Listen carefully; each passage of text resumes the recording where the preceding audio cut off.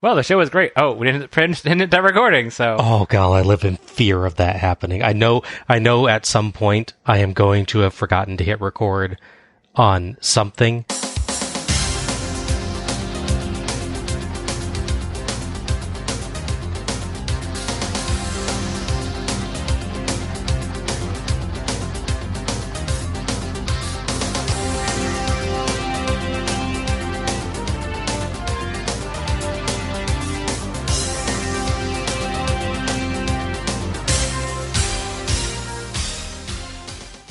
Hello everyone, and welcome to Let's Go to the Ring, where we take a look at the good old days and not so good old days of World Championship Wrestling series by series. I'm your host, Bob Moore, and I'm joined by special guest, Mr. Kazuo Ishikawa, along with my regular cohort, Alec Pridgeon. How's it going tonight, Al? Good. How's it going with you and I guess the other guy who's here? It's going well, and yeah, how's it going, Mr. Ishikawa? Mr. Ishikawa? Oh, it appears the microphone we gave him doesn't work at all. Well, we'll just carry on as usual then. Oh well, John's replacement will not get a chance tonight. He's irreplaceable anyway. Oh, no, 100%. Well, tonight we are taking a look at Spring Stampede 1994. Locked horns, bullish tempers. Let the stampede begin. I mean, if it's a stampede, I'm pretty sure it's happening whether you let it or not. Right. Also, do we want to be there for a Stampede? There's no point to not be there? Yeah. I kind of wonder if WCW mixed up Stampede and Rodeo. Mm-hmm. That could be. Spring Stampede 1994 was held on April 17th, 1994, at the Rosemont Horizon in Chicago, Illinois, in front of 12,200 fans, of which 9,000 paid. The Rosemont Horizon, now known with the much more boring name of the Allstate Arena, seats between 16,000 and 18,000, so I'd say if you're cutting off one side of the arena, WCW actually did pretty well here. Yeah, looking at the wiki page for it, the attendance varies around 16, 17, but yeah, I don't know how much blockage they have versus a normal one. Right, yeah. Pay-per-view-wise, Spring Stampede 1994 earned 120,000 buys, which is fairly standard for WCW shows up until, of course, Bash at the Beach 1994 and the much-hyped arrival of Hulk Hogan. There were a couple dark matches before the show.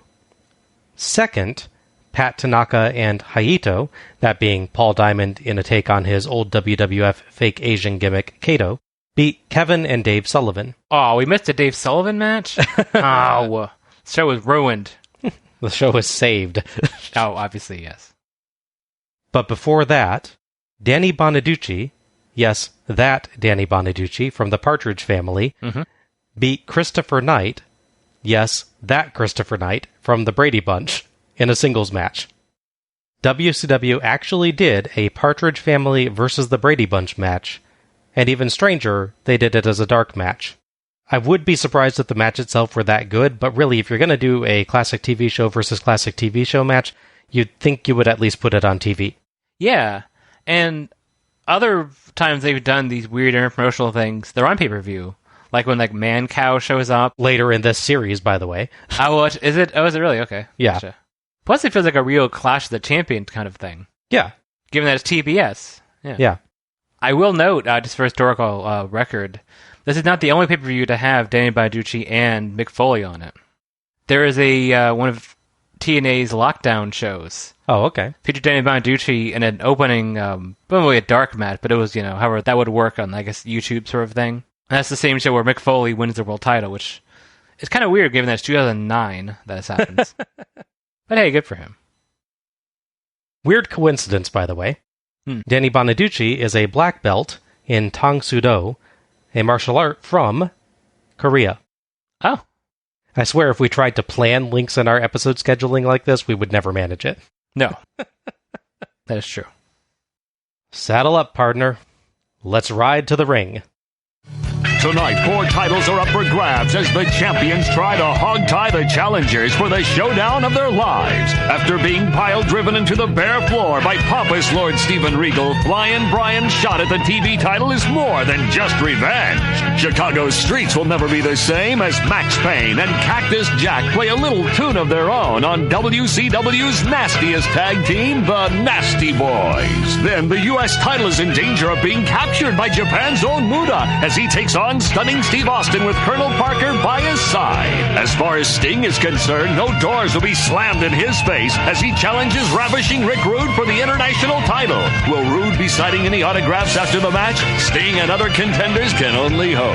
Texas's own Dustin Rhodes is saddling up for his bunkhouse match with Colonel Parker's latest trophy-smashing find, Bunkhouse Buck. Sound the sirens as the boss tries to brand the monstrous Vader with his version of Law and Order. And after a supposed misunderstanding, Ricky Steamboat will go up against longtime friend Ric Flair as this world title match puts their friendship to the test.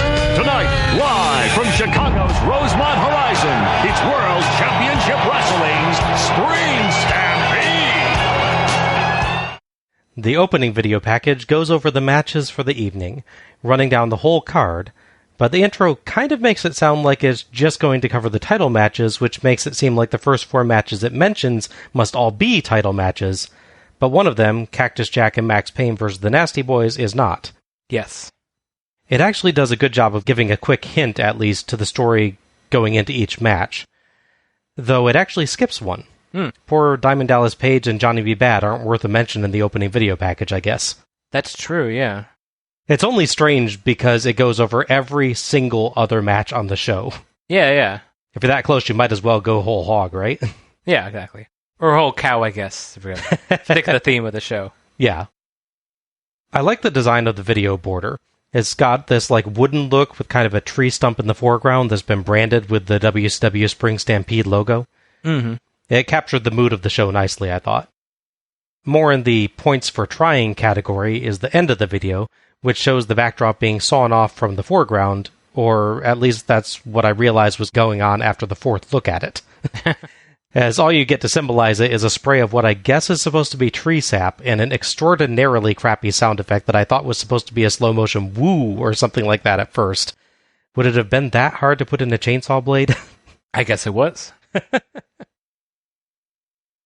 Mean Gene Okerlund welcomes us to the show, alongside an amazing amount of fireworks.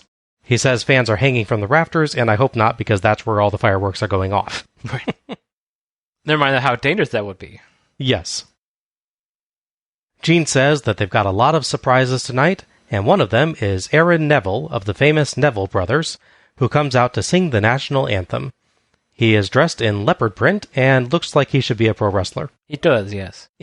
He looks more like a pro wrestler than Bunkhouse Buck does, for sure. This is fair. Yeah.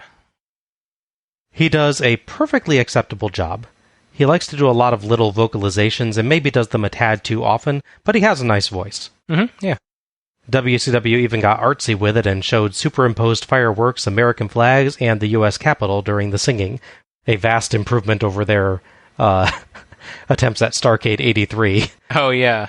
Where they couldn't even get the camera pointed right at the flag. Yeah. It's a stationary object. You can get the camera pointed at it. Yeah. That's why you practice these things, guys. I will admit that the Capitol image, which featured a huge crowd of people lining the steps and approach to the Capitol building, has a little bit of a different feel after January 6, 2021. Yeah, I think I felt that way too at the time. Yeah, I mentioned that. It's just a momentary flash before I reminded myself that it was before all that insanity. But it's there. No, yeah, I can definitely see that. Yeah. As Neville exits, we cut to Tony Schiavone and co-host Bobby the Brain Heenan, the latter of which is wearing a red jacket and a multicolored bow tie. He looked quite a bit like a circus ringmaster. I think I take it as a compliment. Schiavone welcomes Heenan, and he says he can't wait to see tonight's Flair vs. Steamboat match. Tony points to the crowd, who are chanting Weasel at Heenan, and he claims he can't hear anything and tells Tony to shut up. He's always good about not being fazed by those. Yes, yeah. It's got to be difficult, because they get loud sometimes. They do, yeah. There's one of them where it's him and also Zbyszko, I believe. Mm-hmm. And Zbyszko's like encouraging it, and you can see him like waving it on, and he's trying hard to ignore it. That definitely sounds like Larry. Yeah. Let's go to, Tony says, and I got really excited until he ended it with our first match. To be fair, that first match is in the ring. This is true. This is true. Yes. Simple-eyed. So, our first match is Johnny B. Bad versus Diamond Dallas Page with the Diamond Doll. Referee for this one is Randy Anderson. It's not a great time for DDP. So back in 92, he had a nice stable with Vinny Vegas, Johnny Flamingo, and the Diamond Stud. Sure hope those guys did okay without him. That ended, unfortunately, when some of them leaving, and he was injured. So he's since come back from injury. Now he's sort of trying to find a place for himself. Now that he's back, and obviously he's sort of on his own. But at least he's got his lady with him, so that helps. But as far as I can tell, there's no like story between these two. Yeah, not yet anyway. I think towards the end of the year we start the big Johnny B. Bad versus DDP feud, right? Yeah, so there's a point where there's like 8 or 9 pay-per-view matches, it feels like, with the two of them. It is funny to think that DDP starts really hitting it big as a singles wrestler in like 96, really is where he starts becoming particularly big, which is just about the same time that former Vinny Vegas, Kevin Nash, and former Diamond Stud, Scott Hall, come back to the company. That's true, but they don't end up aligned. Yeah, that is interesting, yeah. The admittedly wise decision of keeping DDP out of any version of the NWO kept them from reuniting, I suppose. Yeah, it's just funny that never happens, and just the alignment of we're all back in the company, but in vastly different roles now, and all being big stars again. That's just interesting. Yeah, I'm curious if we get around to a show like 98, 99 maybe, when soon we have like a Kevin Nash DDP match, which I'm sure there's got to be at least one at pay-per-view. Got to be at least a couple. Yeah. See if they reference that at all, reference their shared history. Yeah. That'd be nice. I mean, probably won't, but something to look forward to. In theory. Look forward to new ways to be let down by people on this show. Yeah. Bad comes out wearing a red cowboy hat and vest, scarf, and a loincloth, all of which are covered in red glitter, as are his twin Bad Blaster air cannons. Honestly, Bad might deserve MVP just for being able to come out in that outfit and not collapse laughing halfway down the ramp. He won't win the Spangly Jacket Award. He might win the Spangly Everything Else Award, though. Yes.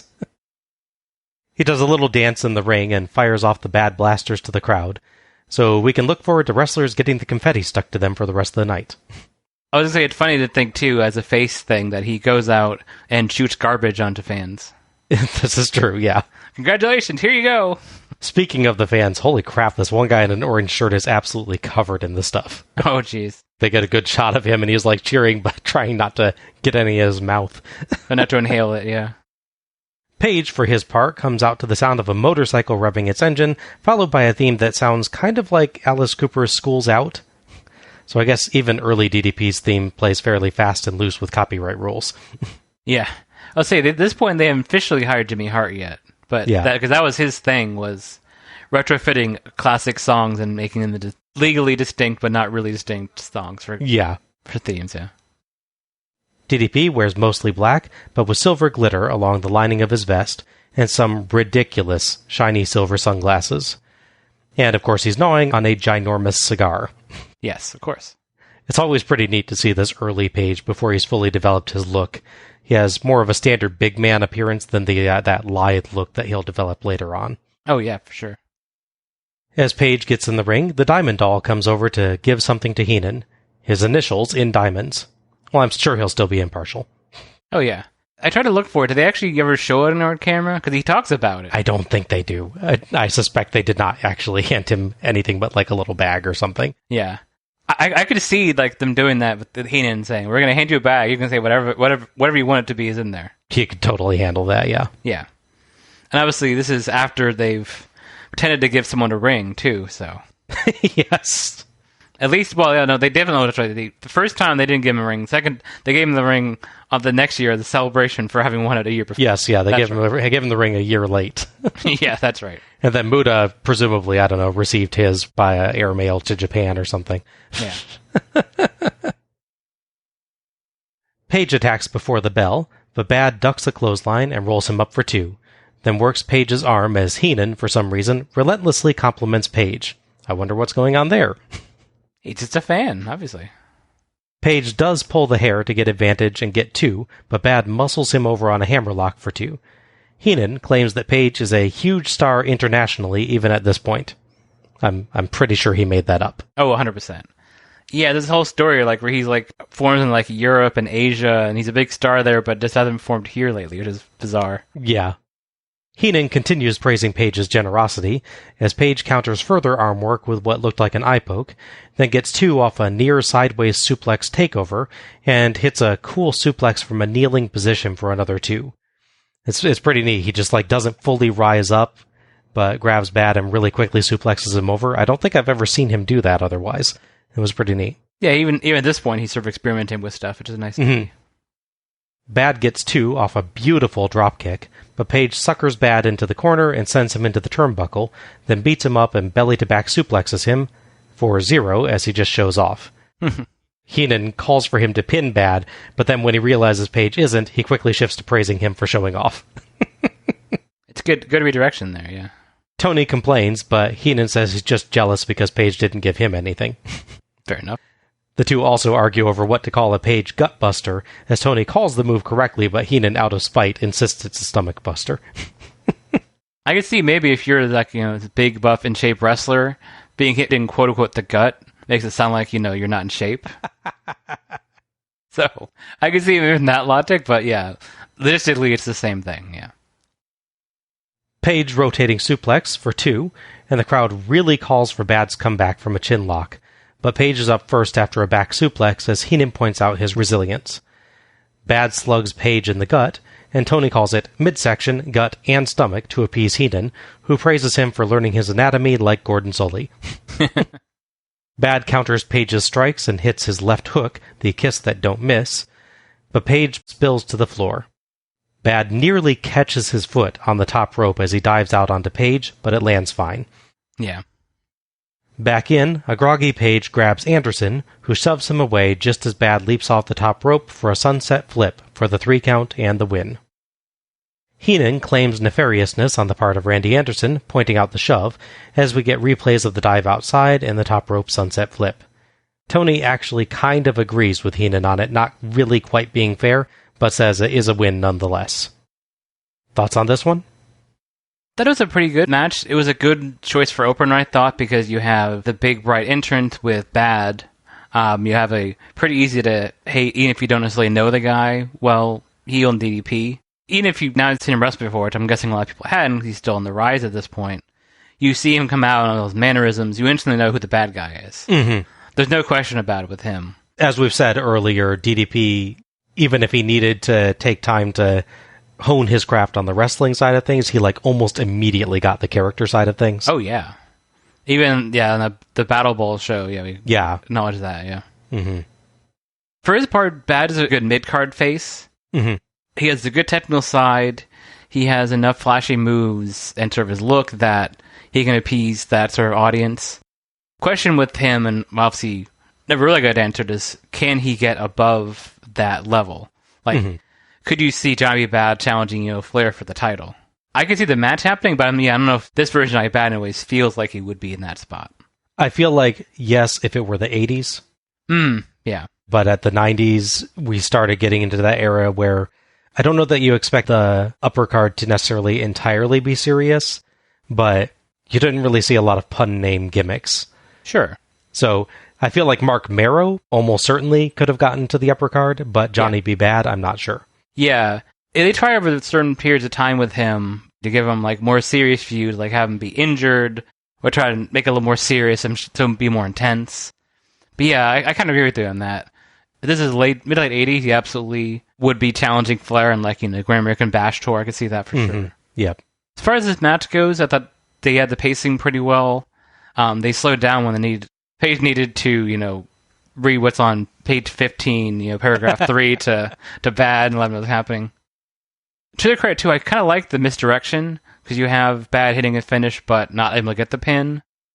There's a wrestling rule where if face hits their finish but can't win, then they're going to lose. Yeah. They get the one shot at it, basically. If they fail, that's all that happens. But then have him win the way he did, that was kind of a nice sort of tweak of that formula a bit. Yeah. Yeah, I thought this was a perfectly good opening match. Page may not have developed his full style yet, and he's still working some things out, but he's already very good, and he pulls off a neat mix of big power moves and interesting, more momentum and rotation-driven ones. It was cool to see him, like you pointed out during the match, experimenting and figuring out what works. Yeah. And Bad, I totally agree, makes for a really good fired-up babyface, great early card guy that can charge up the crowd really easily. Mm-hmm. And he puts his agility and speed to good use here. Aside from a bit of a close shave on his outside dive, and to be clear, it does still work. Yeah. He's in really fine form with all his various leaps and flips tonight. I thought the actual match story was pretty standard, just kind of your average strong face start, heel takes over, face fires up and wins.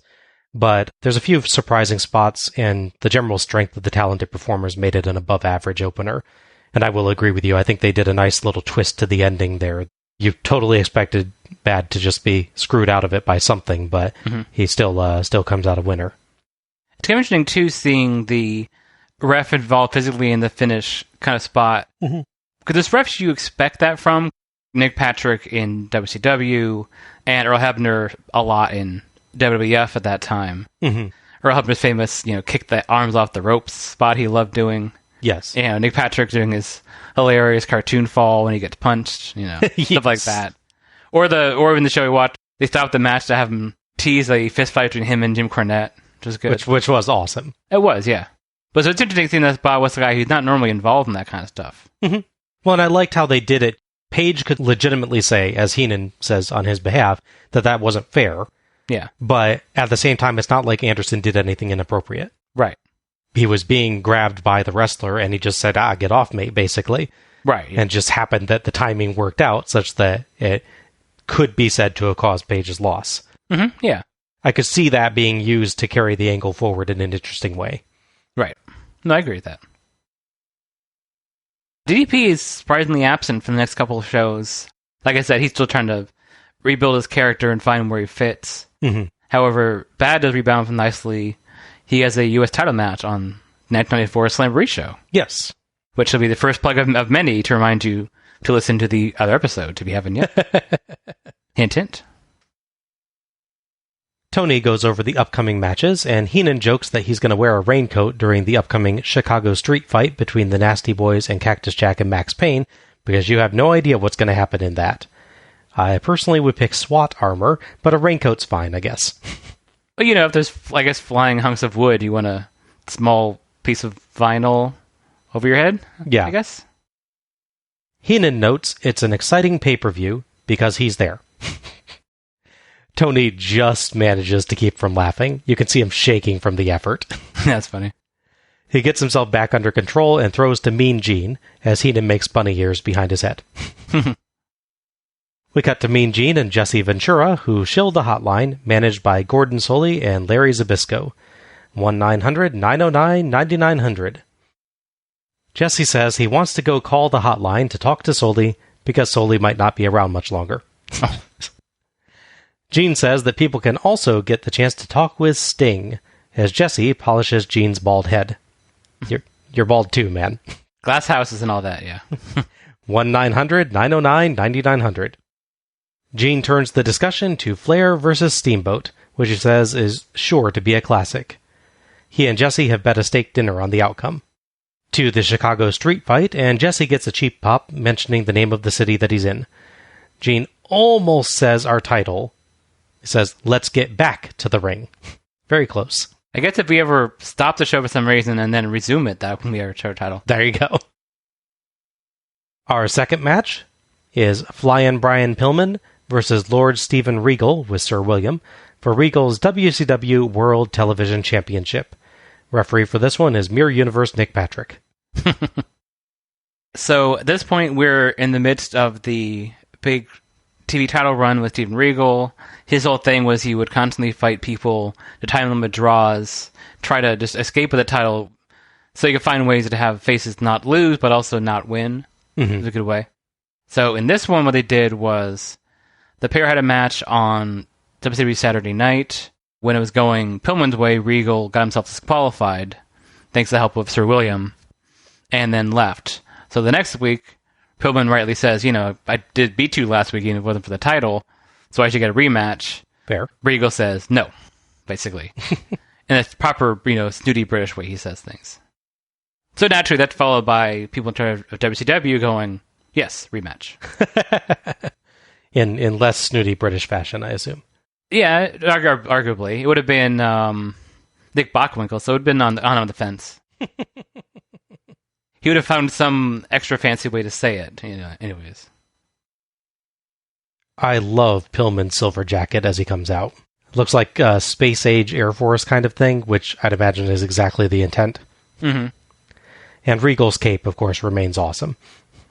Heenan actually claims it was given to Regal by Prince Charles. Side note, given their technical styles and their similar wardrobe, if you ever could have gotten a Brian Pillman versus Shinjiro Otani match, come out in matching their jacket, yes. The black jacket with his jacket, it'd be great. Yes, oh, that'd be awesome. I love that we're both such fans of Shinjiro Otani, having seen precisely one match. Yeah. It tells you how good that was. Yeah. Well, it's easy to reference. You have no bad matches to talk about, too. This is true. Yeah. He's great in everything I've seen him in. Michael Buffer is already doing the intros tonight. I think they've got him out for every single title match. Yeah, it seems like it. Appropriately, he notes that Regal is wearing royal blue. Pillman and Regal trade 1 counts on some quick pin attempts. Regal begs for a timeout, but Pillman slaps him hard, then drives him from the ring to get sympathy from Sir William. Pillman pursues, and they brawl outside. Regal tries to ambush Pillman getting back in, but in a very rare moment, Pillman actually manages to counter that with a rope snap. Wow. There's a lot of popping noises all of a sudden, as Heenan has accidentally stepped on his headset cord and disconnected it. Tony, distracted, miscalls a Regal arm drag takeover as a snapmare as he's watching Heenan try to fix his headset. Maybe he saw Heenan snapmare his headset, and that's why. There you go. Heenan still somehow manages to be more audible than Kazuo Ishikawa on Collision in Korea. That's true. He finally gets the headset fixed and claims that he stepped on it while standing to show respect to Lord Regal. Regal works to keep Pillman in holds on the mat, and on a brief escape, catches a Pillman leapfrog and suplexes him super smooth for 2. Tony brings up Pillman's time in the Hollywood Blondes, and Heenan claims that it was Steve Austin who did all the work. Tony disputes that, as when the Blondes lost the tag titles, Pillman had temporarily been replaced by Regal. That's correct, yes. Regal tries a Canadian backbreaker, but Pillman kicks off the turnbuckle to flip himself over and roll Regal up for 2. Regal suckers Pillman in for an STF and an elevated surfboard. Pillman Hurricanrana gets 2. Regal roll, a forward roll with Pillman on his shoulders, which, if I'm honest, looks kind of silly, for 2 9/10. Yeah, I like that move if it's a setup for something else. It's like you do that towards the turnbuckle, then do like a moonsault or something. I think that works really well. Then it's not as bad, yeah, but it being taken seriously as I'm going to pin you after this, it just looks goofy. I'm sure it actually hurts, or would actually hurt if it were done in reality, because you're rolling on top of the guy. Mm-hmm. I get the idea, but it just looks so dumb. You know who can make that move look really good, though? Vader. Yes. If it's someone that size doing it, I think it's like the hip drop. Mm-hmm. When you see Finlay do it, and like that has no impact whatsoever. But when you see like a guy at the size of Vader do it, it's like, oh my gosh, you could be dead. Right, I can see that. It's one of those moves that needs a really big dude to do it. Right. Or just like the cannonball dive into the corner. Mm-hmm. It could be good if you're a smaller guy and you get like a real quick speed. Like Jamie Noble used to do that. He'd do like a real quick run and dive in the corner. But then you compare it to the guy who innovated that move, Otto Wanz, who is this terrifyingly large, rotund Austrian man who just throws his whole body at you, literally like a bowling ball. You go, oh, I see why that's a finisher for him. Absolutely. Right, exactly. USA chant, but Regal pretzels Pillman and uses a bow and arrow hold, though Pillman's legs slip free, but he saves the hold by grabbing one. Heenan claims that Pillman is known as a quitter from his NFL days because he doesn't have a Super Bowl ring. Harsh. Yeah. It's like he quit the team before they won a game, though. No, yeah, it's a great conversation they've got there. But Heenan just keeps upping the bar on what you have to achieve to not be a quitter. Regal half crab, deathlock, and STF variant. 5 minutes remain. Heenan asks Sir William to confirm the time remaining, and Sir William wonderfully pulls out a pocket watch to show him. Mm-hmm. I love Sir William. I think he's a terrific addition to the ringside. He is. Pillman fights back, but he's exhausted. Regal rolls him up with the tights for 2, then locks him in a hold to try to stall for the time limit. 4 minutes, and Heenan says it's 3:59 by Sir William's watch, so, quote, they're a minute off. I'm not sure that Heenan gets how minutes and seconds work. Regal and Pillman trade blows, but a Pillman headbutt stuns him worse than Regal. Regal puts Pillman up top, but Pillman counters with a dropkick, and both lie stunned for 6. Pillman spins free of a Boston Crab, and they're both down again for 5. Pillman ends a Guri, but Heenan and Tony point out that he can't follow up, and time is working against him. Pillman counters a Regal second rope dive with a dropkick, then gets a series of strikes and a back body drop. 30 seconds. Pillman runs over to Regal and tries a crossbody, but Regal catches him and both spill outside the ring. 15 seconds, and Pillman ducks Sir William's umbrella and suplexes Regal in, but time expires. Regal stumbles off as the match is ruled a time limit draw, meaning that Regal retains. Thoughts on this one? It's a good technical match for sure. Like, if you were watching a show like this and you didn't, like, know the technical side of wrestling, like all the holds, you'd learn a lot of them watching this. Absolutely. Here's this solo, here's this suplex, here's this. Yeah, so it's fairly good as a training aspect.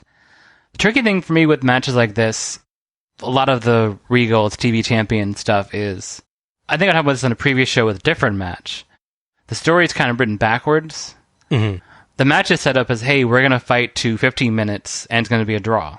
So when you start a match like that, you decide, okay, we got to have like 5-6 minutes of just holds on people, and then you sort of build the match around that.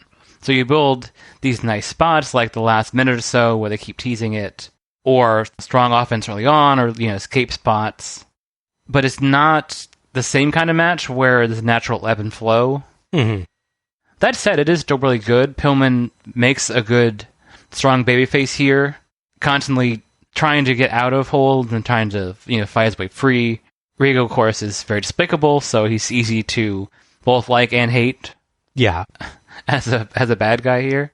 It's not a match where they just block on a hole for 10 minutes and nothing happens. There's always action, but it's just a different kind of match, which I think works as long as it's the only kind of match like that in a show.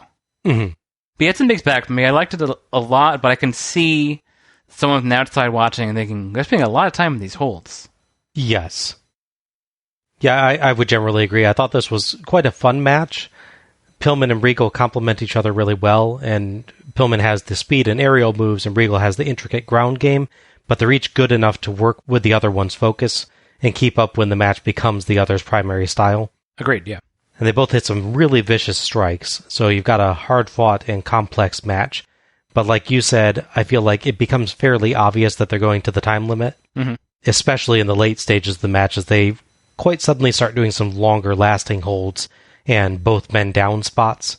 Yeah. Part of it can be sold as Regal's strategy trying to keep Pillman in holds to run out the clock, so it does still work, but it is fairly obvious. Right. I think the last match you mentioned that on was the Norton match from Collision in Korea. But with this one, I felt it a little bit more. Interesting. That one I felt like kind of maintained as a consistent pace the entire way through, where this one felt fast-paced, and then as they started getting towards the end, it seemed to like slow down, and then picked up again in the last minute.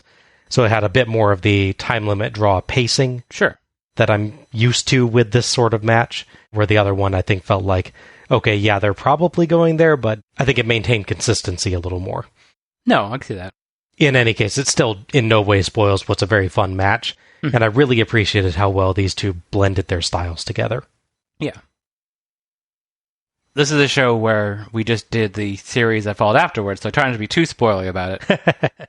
But it's obviously worth mentioning that Regal would lose the TV title to Larry Zbyszko, but it wouldn't happen on pay-per-view. So this is outside the realm of spoilers for our series here. Yeah. It happened on Blue on Saturday night. WCW Saturday night, that is.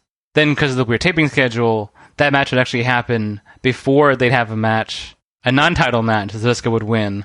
It's kind of funny how that goes. Yes. And then Regal would get the title back on the Clash, so nothing would be really be interrupted on actual pay-per-view, as far as that goes. I recall that Regal and Zbyszko match from Slamboree 94 being really good. Mm-hmm. That was one of our favorite matches from the series, I think. Yeah. I know it made your Ultimate Slamboree. I can't remember if it made mine or not. It might have. Yeah, I can't recall right now, but that was a good match. Now, the other side of this is kind of interesting. So, at this point, Brian Pillman goes off to ECW, but he's not actually left the company. He's part of a talent exchange program they're doing. So he's off the next few shows at least, but he's working like ECW TV events and their pay-per-view calendar, which is kind of intriguing because knowing his history later where he famously gets them to fire him to, quote, fool the boys and, fool the dirt sheets so he could go to ECW for real. It's funny to see that they're sending him there voluntarily like a year before that happened. Yes. Sadly, it means there's not a follow-up on the next show with these two again, though. Yeah, I could have done with more with these guys, for sure. They're very good together. Absolutely. We go backstage, where Mean Gene Okerlund is with Bunkhouse Buck and Colonel Robert Parker. Yeah. I say.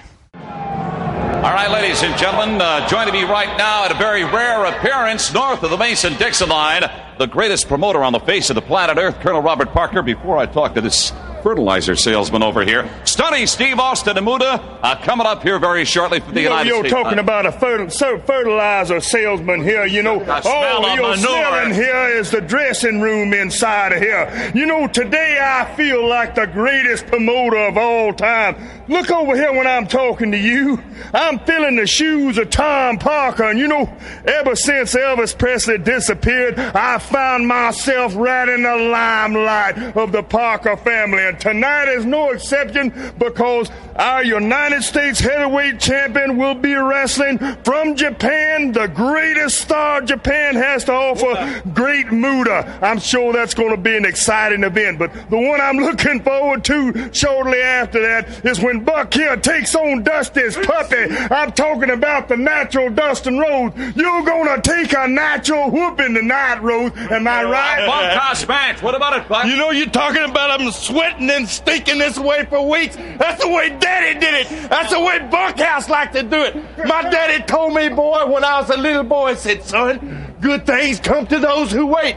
My good time is near, boy. Dustin Rhodes, you 10-cent drugstore traveler will beat your face out. Sorry, I can't Don't take a shower. You're going to ruin it, pal. Let's get back to the ring. Let's get back to the ring again. They're playing with us tonight, Al. That did seem like it, yeah. Parker did a good job here, I thought, building up the excitement of his client's matches, and I liked that he actually played up Muta in addition to his client Austin here. Helped make the match feel like it was going to be a special thing. I can see that, yeah. Even as a heel, you want your opponent, the good guy, to be strong and powerful, because you think whether it's going to happen or not that you're going to win. Your client's going to win, I should say. And Buck, I thought, was fine. He's kind of generic and shouty, but he does a decent job of mixing in some westernisms to add a little bit of flavor. I thought both he and Parker did a good job glaring at Gene anytime he snarked about Buck, too. Yeah. I will say it was weird to lean into the Colonel Tom Parker stuff. Yeah, this is the only time I've actually heard them make that explicit on a WCW show, that he's supposed to be either fictionally related to or at least fictionally carrying on from Elvis's controversial manager. Yeah, it's kind of weird because he talks about carrying on from him, given that he stopped promoting Elvis, 1977 when Elvis, died. Yeah. So obviously, if you're taking over him, you've been waiting a while to do so. Yeah, it's interesting that's always obviously been the subtext with the character and the reason for the name and everything, but it was neat to hear them just state it right out. Yeah, for sure. Looking at the actual Colonel Tom Parker's wiki page, I guess he stopped making public appearances in 1994, so maybe that's why they reference it now. Maybe. It could be a quick coincidence, who knows? Yeah. I'm with you on Bunkhouse Buck to a certain extent. He basically was given the one part of the promo to give, and he sort of sped through it super fast, and kind of muddles words a little bit. This whole thing about my dad told me when I was a boy, he said boy, and I'm like, what? The phrasing, the construction of that sentence is a little weird. Now, maybe that was intentional, I don't know. But yeah. I did like his my good time is here. Mm-hmm. Yeah, he's kind of one-dimensional, at least at this point, which he's early on in his run here. Yeah. But yeah, it's not that terrible. Our third match is The Nasty Boys, Brian Knobbs and Jerry Sags, versus Cactus Jack and Max Payne in a Chicago street fight. The referees for this one are Randy Anderson and Nick Patrick. So earlier in the year, the tag champions, the Nasty Boys, were challenged by the duo of Jack and Payne, which I'm told is a good drink, by the way. The match ended, as you might expect, in a DQ for the heels, so they're going to escape with their titles and set up a future rematch. And just to be clear, because it could be either in this case, the heels in this case are... The Nasty Boys. Okay. Yeah. They used a weapon to get disqualified, and when they were being challenged for the titles, you know they're heels because they tried to get away with it. Yes. But yeah, this is a weird time where Max Payne is technically a good guy, despite the fact his name being Max Payne. With 2 X's, by the way, just in case you didn't think it was 90s enough to be called Max Payne. Naturally, the story is the heels have to get DQ to keep their titles, so they get a rematch of the next show with no DQ, so of course it's not for the titles.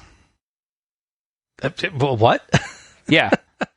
Yeah, and that's the story. It's like they get disqualified to keep the titles, and then we got faces again. No, it's no DQ. But also not non-title too. This is going to be fair to you guys, you know. That's strange. Yeah. It's like they almost structured a full story and then gave up. Admittedly, if someone was going to intelligently construct a match contract, I don't think it would be Cactus Jack or Max Payne, but... Yeah. Maybe they used the same agent that did the 96 Starrcade show. Yes. The non-title match with Roddy Piper. Yes. Yeah, should I include the thing where you get to win the title? I guess if you have time, it's not that important. Knobbs screams about nastiness all the way to the ring. Knobbs and Sags are carrying their tag titles, but Tony says, as you pointed out, the titles are not on the line. Sags carries a pipe, and Knobbs carries a wooden pole or something. I think Tony does eventually identify it as a pool cue. Yeah, I think it's like the bottom half of a pool cue or something. Tony says if the competitors come over towards the commentary desk, he'll leave it to Heenan, but Heenan says he'll already be gone. There'll be a Heenan-shaped smoke cloud there at the chair. Yes, presumably. Or he'd jump up in the air and run with like his feet, but not go anywhere like Scooby-Doo. I can picture him doing that. Right? It's so natural. We get an awesome Old West Wanted poster style match graphic. I love it. Oh, yeah. It even slowly peels off the screen like it's falling off the wall. Somebody clearly had a lot of fun with that. Oh, yeah. Jack wears a Super Dad t-shirt, and Payne has some album cover or something. I feel like it's a Guns N' Roses thing with all the, roses on it. Maybe.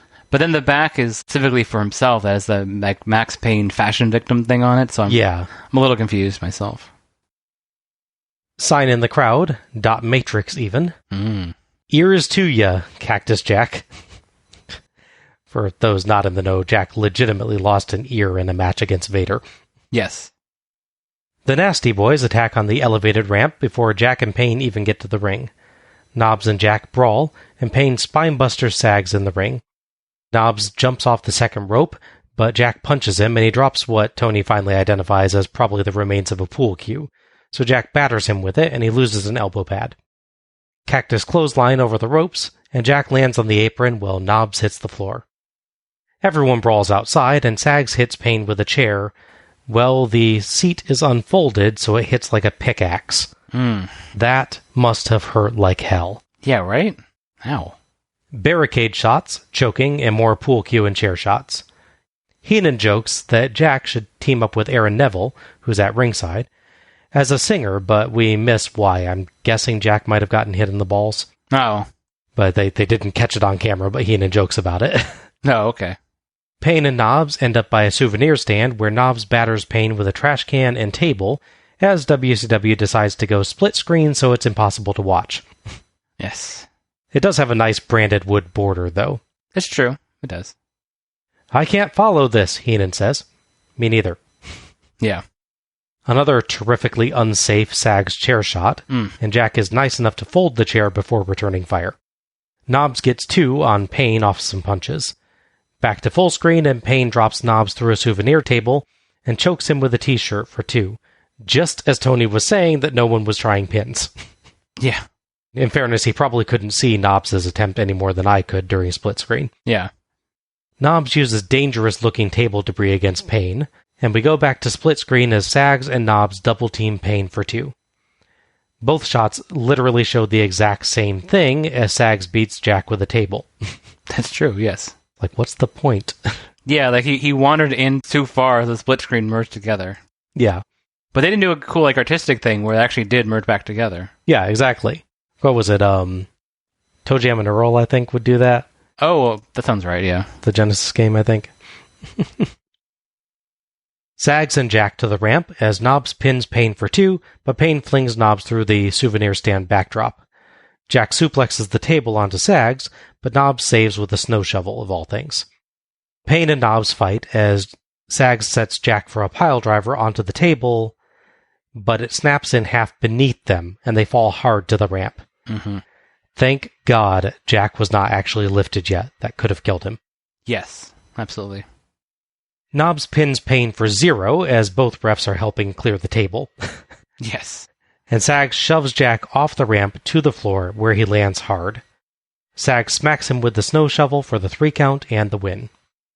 Payne, who somehow didn't notice that his buddy was in trouble despite clearly looking right at him multiple times during that whole bit, was also going for a pin, but Jack's pin has already been counted, so it doesn't count. Weirdly, almost all of that ending bit was filmed with Payne and Knobs in the foreground. It's too close to fully see what they were doing, and Jack and Sags in the background, often hidden by Payne or by Knobs. Hey director, here's a tip. When someone stands on a table or shoves someone off a ramp, cut to a camera close to that. If it's a show where there's like only the one camera, you can go, well, maybe the camera guy was literally blocked by those two standing on the ramp, but yeah, they definitely have a hard camera for one thing. Yes, they had multiple cameramen. Yes. As they demonstrated moments before with their stupid split screen. That's true, yes. Payne stumbles to his feet, but Sags sprints at him and clocks him with a chunk of table. We get shots of Jack and Payne slowly recovering and never even see the match winners again. Yep. Tony says that he's surprised that Jack is moving, and Heenan says he's not surprised. This is probably the best time Jack has ever had. Thoughts on this one? See, I took very detailed notes for this, Bob. Did you? My notes are weapon shots, walking. That's all I felt like summarizing. Even aside from the split screen stuff, this kind of match doesn't really work for me because it's just them hitting each other with stuff. Other than the few flashes of Mick Foley doing his good cactus clothesline, especially because he managed to sit on the apron instead of going all the way out with them, which actually looked really cool. There's just not enough excitement here. This kind of match could work with a couple teams. Like, if you did this kind of match, not necessarily so hardcore, but, like, doing the false count anywhere aspect with, like, 4 luchadors, for instance. Mm-hmm. You know, they're diving off of this, they're flying into that.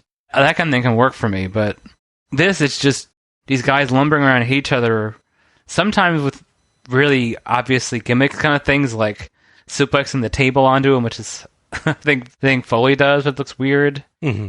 But then a lot of times, it's the Nasty Boys being overly stiff. Yeah. With poor Max Payne here.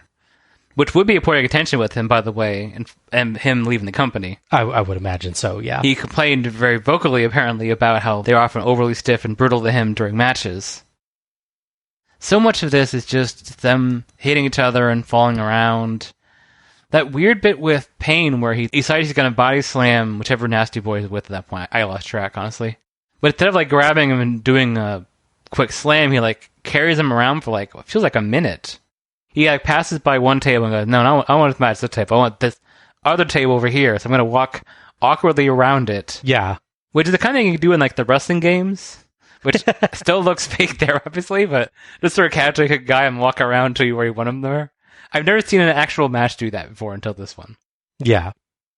And the finish. Not even getting the, as you said, about how it's shot so poorly. I mean, the pile driver thing goes wrong, which is funny. If you read any, like, match summary for this, like on Wiki or people like reviewing it, they describe the pile driver through a table. I'm like, did you watch the match? Yeah, it doesn't happen. Yeah. It does not happen. Yeah. It's not even like an attempted pile. They're like, he pile drives fully through a table. I'm like, no, he does not. Yeah. Yeah. It feels like Sags got annoyed and just shoved him off the apron like that. And because Foley is just, insane at this point. I don't know, maybe that's his idea, but it felt like a kind of vindictive thing to do. He's mad at the table breaking, so he's just going to shove I assume his friend, 4 feet down onto his back and head onto a concrete floor, and then hit him with a shovel anyways, because, that shovel wasn't enough. Yeah. Ugly finish on all accounts. I'm going to partially disagree with you. Okay. I totally agree that the camera work and the stupid split screen are in the way frequently in this match. Mm-hmm. But otherwise, I actually thought this was a wild and rather entertaining brawl. I thought Jack was in his element, engaging in a brutal fight. The Nasties had their working boots on to give as good as they got, and Payne was serving nicely as a big dude that could throw in an occasional decent power move and throw people around. They made pretty good use of the ringside area and the souvenir stand set. They came up with some clever spots, and made a bit of a story to this of a divided, even fight that swung mostly based on the Nasties having better teamwork. So it actually had a little bit more of a story to it than a lot of hardcore matches, which I think is what's helping me with it. Oh, okay. I do agree, though, that the match got pretty uncomfortable at times. There's some notably unsafe weapon strikes by the Nasties, particularly Sags' unfolded chair shots, which I have never seen someone else do, and I hope I never see someone else do again. Yeah. An ill-advised late-match table stunt that thankfully didn't get someone killed when it went wrong, and some very hard falls by Jack in particular. Yeah. It was a good hardcore match, I thought, but it could have dialed things back to a safer level and still been entertaining. Mm-hmm. It definitely helped me knowing that all 4 guys went on to have other matches. Yeah. Jack would, of course, go on to have better luck at Slamboree when he would team up with Kevin Sullivan against the same team. So the lesson, I guess, is find a druid and you'll do better. Alleged. Oh, I'm sorry. Alleged druid. Sorry. Yeah. I need the NBC, the more you know rainbow thing to flash by when I say that. As a bonus, he was also replacing Dave Sullivan in that match, so it's good for us. Yes. And anyone had to watch that match. As mentioned, Max Payne is not long with the company. As that he complained about the Nasties working stiff, and he tried to do other stuff. He would then go to WWF, where it become Man Mountain Rock. Definitely one of those so bad it's good names. Oh, yeah. Especially when you see him when he's got the WWF shaped guitar. Oh, yeah. Yeah. It's weird. He doesn't look great in either gimmick, but I think he looks better as Man Mountain Rock than he does with the scraggly look he has here, whereas his random rock band shirt and weird sweatpants kind of thing with a weird emblem on him. It's at least kind of a connected look for the latter one, yeah. Yeah. Payne, by the way, I believe legitimate guitarist, right? Yes. One of the Slamborees, he does the guitar of the intro. We cut back to Jesse Ventura, who is with Johnny B. Bad, who has put the sparkly cowboy duds back on. Of course. Because why wouldn't you? Yeah. All right, everybody, Jesse the Body Ventura here with a successful Johnny B. Bad. You had the kiss that couldn't miss tonight, Johnny, but I know you're looking to the future. We all know Slamboree's about a month away down the road, and it's going to come from the city of brotherly love, Philadelphia, Pennsylvania. I'll tell you, Jesse, what a reception tonight. The bad man is on a roll. It was no surprise that I defeated Diamond Dallas Page. He's a good wrestler, but I'm a bad man. And I'm here to tell you, Jesse, and I'm here to tell the whole world that I want a shot at the winner of the Muda Stunning Steve Austin match. The only thing I'm lacking right now, Jesse, is that gold around my pretty waist. Wait, let me understand this now. You're issuing a challenge right here, right now, for the winner of Muda and Stunning Steve in the U.S. heavyweight title? Exactly, Jesse, because I'm going to shock the world. I'm going to prove to everybody that I'm the greatest wrestler of all times. All right, and on that note, let's go to ringside and Michael Buffer. Perfectly acceptable promo by Bad here, and I liked that he, again, praised his opponent, even while declaring victory. Yeah. I also really liked him immediately doing some work to set up what would come next for him. And as I believe we discussed earlier, we covered the match that he sets up on our previous series, Slamboree. Correct. It was quite a good match, as I recall. Yeah, I believe that was a good one, yeah. He states what he wants quite clearly, and then Jesse Ventura is like, let me make sure I understand. I'm like, how do you not understand? Yeah. It's like, he clearly challenged the winner of that match. It's not a hard concept, man. Pretty much, yeah. But yeah, I thought he's good. He had good energy here. For a short segment setting up a future show, I thought it worked. Yeah. Our fourth match is The Great Muta versus Stunning Steve Austin with Colonel Robert Parker for Austin's WCW United States Heavyweight Championship. The referee for this one is Nick Patrick. Incidentally, I looked it up. So Muda's last appearance for WCW was Starrcade 1992 before the show. Okay. He's been gone for more than a year at this point. That's the US. Came in for that one. They gave him Battle Bowl, and he was like, "Oh crap, I'm not coming back to you guys for a while." Maybe they finally agreed to give him his ring from winning Battle Bowl, and now he showed up. Lured him back by promising him the ring. Yeah, exactly. We get that cool wanted poster style match graphic again. It's really nice. Mm-hmm. I like when they do more with a show's gimmick like this, bringing it in with the match graphics and some of the other design elements. They don't do as much with this one as I think they will at, I forget if it's 97 or 98. I recall there being one where there's a stagecoach, actually. Oh, yeah. I think it's 97. I could be wrong. Might be 98. But they still do quite a bit on this show to kind of like build up the theme, which I enjoyed. Yeah. You know, they should have been funny is made like little cartoon versions of the wrestlers on screen, have them like, posing like they're going to fight, and then have a Stampede chase them off. Buffer does the ring intros again and says that the match is sanctioned by the WCW. Sigh. You always got to bring that up, don't you? I do. Yeah, okay. Because I know how much you love it. That's true. I totally love it, clearly. Muda comes out in an awesome sparkly red G and mask. Was there a sale on red glitter leading up to this? Austin at least went with gold glitter on his vest. It's funny how Austin's kind of close to his eventual Stone Cold look here, but just more glitzy. Yeah, that's true. He's got short-styled hair rather than bald, but he does have facial hair, and he wears a mostly black vest. It's just also gold and glittery. Yeah, he's not wearing a Saved by the Bell tights. Yes. It even does a almost Stone Cold-style strut and head shake on the way to the ring, but the smile's more cocky heel. Yeah. It's like he's drifting that way, but not quite there. Yeah. There's a brief period where they strip a lot of that away from him when they make him the ringmaster. But then they course correct, thankfully, in wrestling history. Never the same. Yeah. An audience member has a KFC sign to make fun of the Colonel, of course. Naturally. Tony and Heenan discuss Austin developing a new hold. An inside toe hold he calls Hollywood and Vine. Incidentally, Hollywood and Vine was an actual tag team in Glow. I'm not surprised. Yeah. A Muda sign in the crowd is quite well drawn.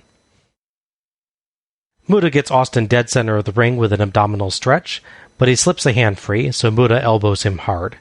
Meanwhile, Parker is going, yaw, yaw, yaw. Muda roll up for 2, headlock for 1, and Patrick catches Austin trying to use the hair. Muda nicely resists an Austin back suplex to take Austin down again, but a second try gets 2 for Austin. Muda counters a suplex with a brainbuster and hits the power drive elbow with typically awesome acceleration, and works around a side headlock for another 1. Heenan claims Neville was lip-syncing earlier and he was the actual singer. Austin catches Muda with a head scissors, but he's clearly frustrated, and Heenan says that Muda has been thinking several moves ahead, so Austin should use the hair in trunks. Makes sense. Muda slips free, and Austin scrambles out and confesses to Parker, "He's got me completely flustered." It's a nice character moment there. Austin uses the tights for 2, as Tony points out that Neville has now come to sit by Heenan, so Heenan now says that Neville's a great singer and praises his earlier performance. You gotta love Bobby Heenan. Oh, right? Yeah. Muda gets a hammerlock and levers Austin for 2. Austin whips Muda to the ropes, and Parker grabs his leg, so Austin hits a really nice jumping knee strike from behind, and Muda falls outside. With a jumping knee strike, they often kind of like jump at them, but kind of gently connect and then push. Right. Where with this one, I'm sure he was still effectively doing that, but he made it look snappier, like an actual impact. Yeah. I really like that. When I said we were watching, it reminded me a lot of Randy Savage would do that. Right. I always liked his, too, because he had a good speed, and it could have been a combination of his timing and the, obviously, I taking the moves timing, but it always looked impactful to me, anyways. Right. Patrick lectures Austin, and Parker chokes Muda. Heenan claims that he was just helping Muda clean up drool with his kerchief. Oh, of course. Austin beats Muda up outside. Back in, an Austin knee drop, but he takes his time and only gets 2. Muda's hair is wild now, but Austin's is absolutely pristine. Yes. What does he use on that stuff? Rubber cement? Right? Abdominal stretch, and Austin uses the ropes as Heenan nicely discusses the move's impact on your spine and breathing, and offers to demonstrate on Tony. Tony intelligently declines.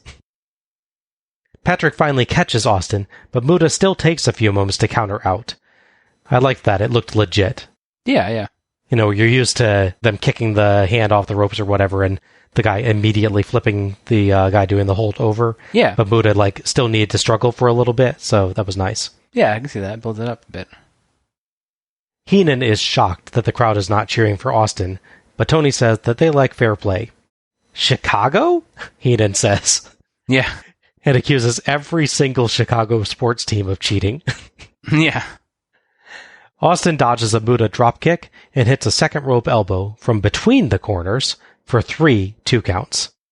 Choking by Austin and Parker, but Muta blocks a turnbuckle ram and hits a spin kick, suplex, and dropkick, but Austin dodges a second one and tries for Hollywood and Vine, but can't quite get it locked in, so Muta rolls free. Heenan jokes that Austin made it to Sunset and Vine and Hollywood was up the street a bit. Muta hits Austin's own stun gun, and even Muta looks surprised at that. The crowd cheers huge. Cartwheel elbow and top rope hurricane rana by Muta, but Parker climbs to the apron, so Muta spin kicks him, but Austin charges from behind, so Muta dumps him over the top rope, getting disqualified. Austin wins by DQ. The fans are not happy with that decision, but Muta cheers them up with a dive over the ropes onto Austin and Parker. Parker and Austin don't quite agree on the timing for the fall, so Austin goes down earlier than Parker, and Muta nearly splats his face on the mats outside. Oh, yeah, I remember that. Yeah. We've got, Parker still standing, and he's supporting Muta's legs, so Muta's, face goes rapidly toward the ground. Fortunately, he catches himself. Yeah. Big boos for Austin, who walks off supported by Parker with a triumphant smile, declaring himself the greatest U.S. champ of all time. Heenan is amazed by the top rope rana that Muta did on the replay of the finish. Thoughts on this one? This is interesting because if you look at it on paper, even not necessarily understanding the time frame, this isn't 1997 Stone Cold Steve Austin. Obviously, it's stunning Steve Austin. You expect a whole lot from this match. Mm-hmm. I think in general, I think it's a good match. Pacing's a little off sometimes. There's a kind of running theme through the show to a certain degree. They slower at certain parts to, maybe in this case, it's to help sort of call the match. These guys haven't wrestled a bunch of times like other people on the show have. So you're sort of building the match in the ring like I know Austin would famously do. Mm-hmm. He'd have the layout of the match, but he wouldn't. It's not DDP or Randy Savage where they'd have the binder. He was one of the guys that liked calling matches in the ring. So I can kind of see it from that point of view. But yeah, it's a little slow at times. But Muta, I think, does a good job when he gets his highlights, kind of like with Pillman earlier in the show. Mm-hmm. When he gets his highlights, it works. The only problem with this one, it seems like the crowd's not as into the match as a whole as you might think it would be. I feel like it's maybe just a lack of familiarity with Great Muta, perhaps. I'm honestly going to disagree with you. I felt that the crowd was pretty hot for this. Oh, okay. I mean, there's a couple points where I've obviously specifically noted it, but I felt like they were pretty into this for much of the match. Oh, for me, there's definitely points where they pop. Like I said, the ending parts there, for sure they do. I could be wrong, but if I didn't feel the same way about that one personally. Okay. The big problem is just they build to this finish and then the match just stops because of the stupid DQ finish. Yeah. It would work if it was Austin intentionally being heelish to try and get himself disqualified, but it really is Muta just sort of shrugging and tossing over his shoulder and then being not too annoyed really when he doesn't get to win the title. Obviously he dives in them, but he doesn't act all frustrated about it. Yeah. This is kind of weird the way that's done. It's I could win, but I don't feel like it. I thought this was a really fun match, and it had a good story, I thought. Mm-hmm. Muta, as Heenan points out, just seems to be ahead of Austin in predicting his every move for most of the match, dominating. But rather than making Austin look bad, it just gives him a lot of room for character work.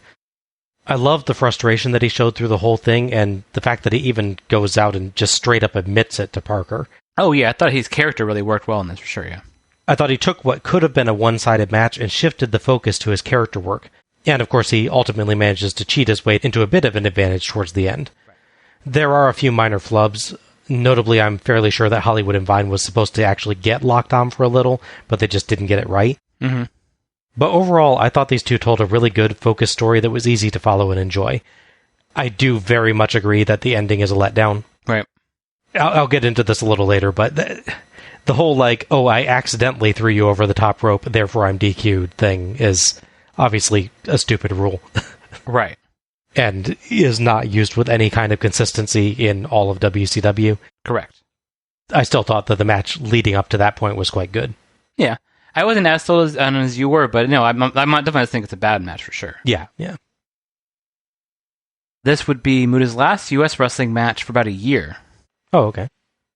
He would appear on WCW pay-per-view earlier in 95, being shown sitting in a crowd on a show, but he wouldn't actually perform on it. He wouldn't appear again until Slamboree 1995, which of course is a match we already covered. He'd return as the IWGP champion. Right, yeah. And just to connect things a bit back, that title he has is the one he won off Shinya Hashimoto, which technically happened after the Collision Career pay-per-view happened, but happened before it aired in America. Right.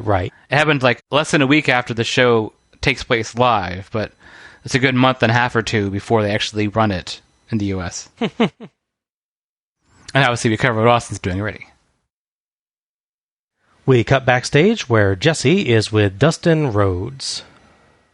Jesse the Body Ventura back here in the dressing room. I'll be talking to Dustin Rhodes in just a moment. What a matchup we just saw with stunning Steve Austin and the Great Muta for that U.S. heavyweight title. See, Jesse agrees with me.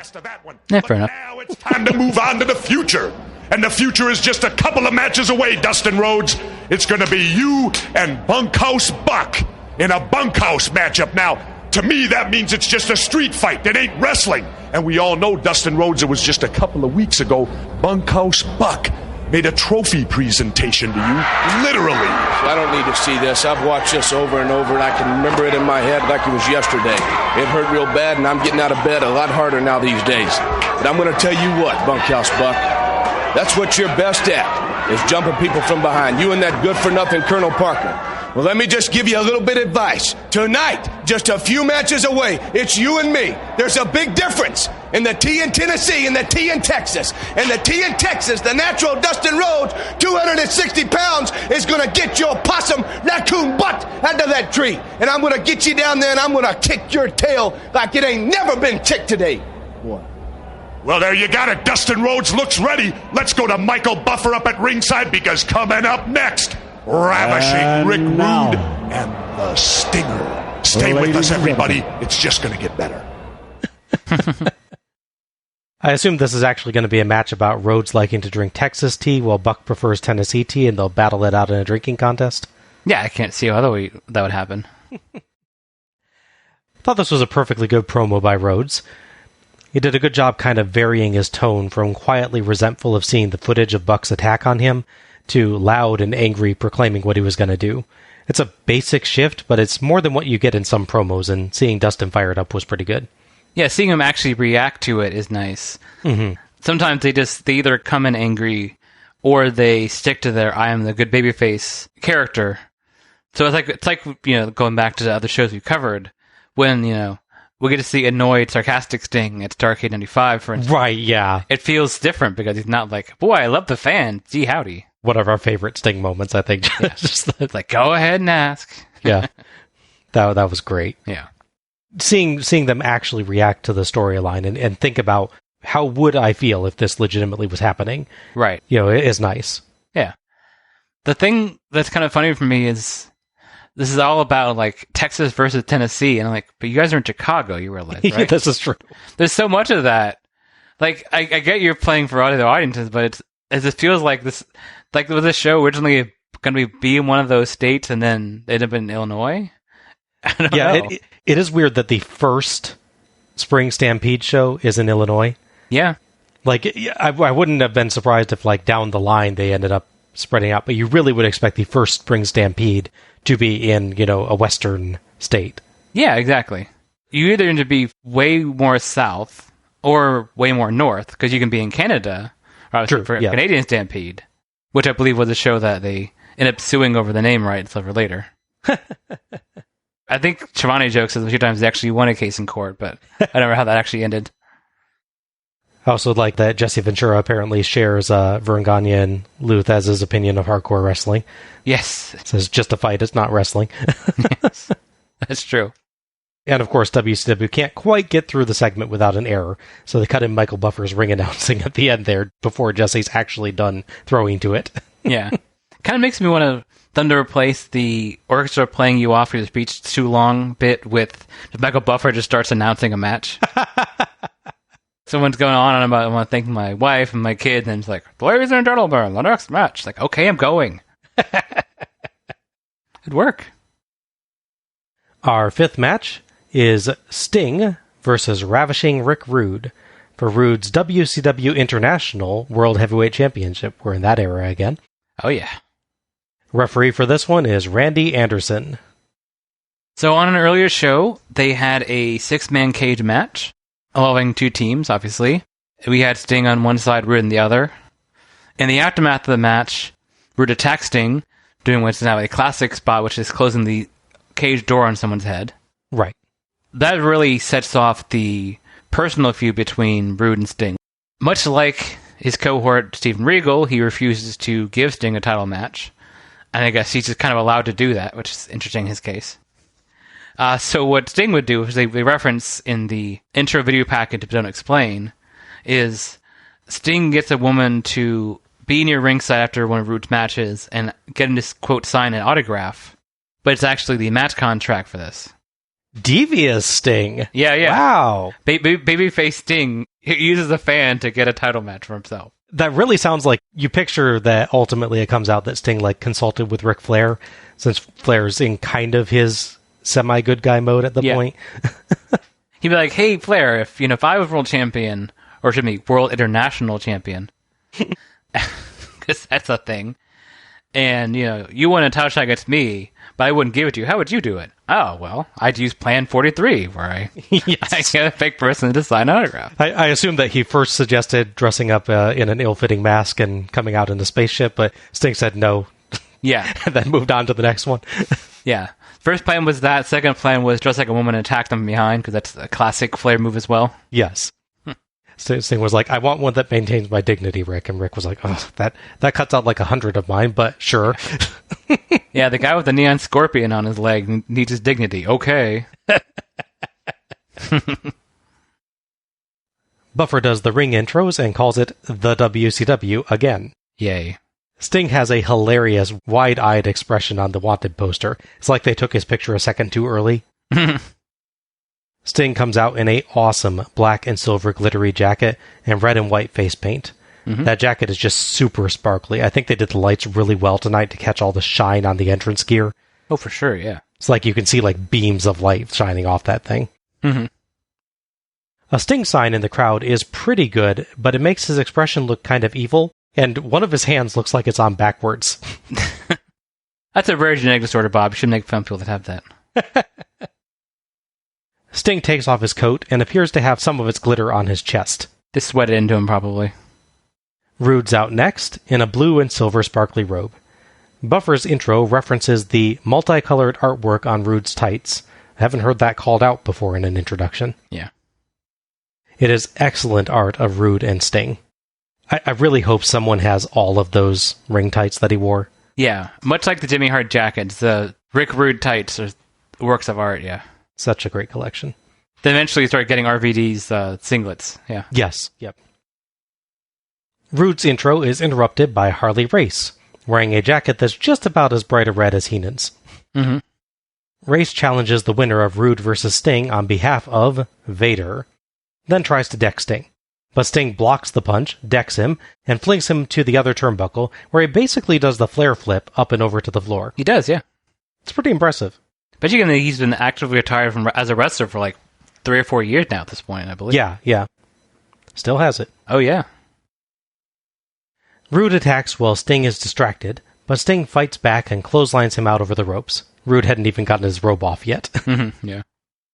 So this is where I have to say, I've never gotten why that spot's okay, but the back body dropout is a disqualification.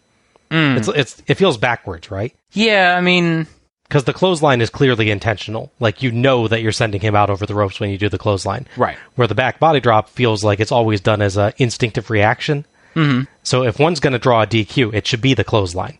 I think the idea is it's supposed to be an even less controlled thing when you just huck them over the top rope. I'm not saying it actually is, but I think that's the logic they're going for. Yeah. Like, you're actively trying to hurt somebody, more than you're supposed to in a wrestling match. With that kind of move, like, it's quote-unquote too dangerous. I guess. It just feels like it should be based on intention, and the back body drop is almost always portrayed as just like, oop, I accidentally did it. Yeah. I can almost see maybe, like, when they first came up with this silly DQ rule that included the clothesline, but guys could just not stop doing it, and the rest had to go, okay, clotheslines are okay. Because we see how often it happens in matches, like just on the show, for instance. It's frequent, yeah. I mean, we get it back in the tag match, the Max Payne Cactus Jack Nasty Boys one. Mm-hmm. We got the Cactus clothesline to the outside, then we got Cactus himself being clotheslined back to the inside. Yes. Just in that one match, so yeah. My guess is that guys that couldn't stop doing clotheslines, they made an exemption without ever clarifying it and explaining it in a logical fashion. Right. Sting suplexes Rude on the mats outside. Back in, Rude finally takes his robe off as Heenan makes excuses for Harley Race. Commissioner Nick Bockwinkel sits down at the commentary table, and Heenan warns Tony not to talk to him because he'll never shut up. Sting belly-to-back suplex for 2. Back rake. Sting works a front face lock, interrupting only for some tremendous jumping elbow drops for 1. Mm-hmm. As usual, Sting has amazing vertical leap. Rude drops Sting crotch first on the ropes, beats him up outside, then rolls him in. Rude belly-to-back suplex for 2, and he mocks Sting and flexes to huge boos. Rude works a seated rear chin lock that's almost a camel clutch. Yeah. Heenan says that Rude won't back off, unlike Richard Simmons. What? Yeah, I don't get that at all. I have no comprehension of what that means. I don't know. It might have made more sense in WWF before Rude got his haircut.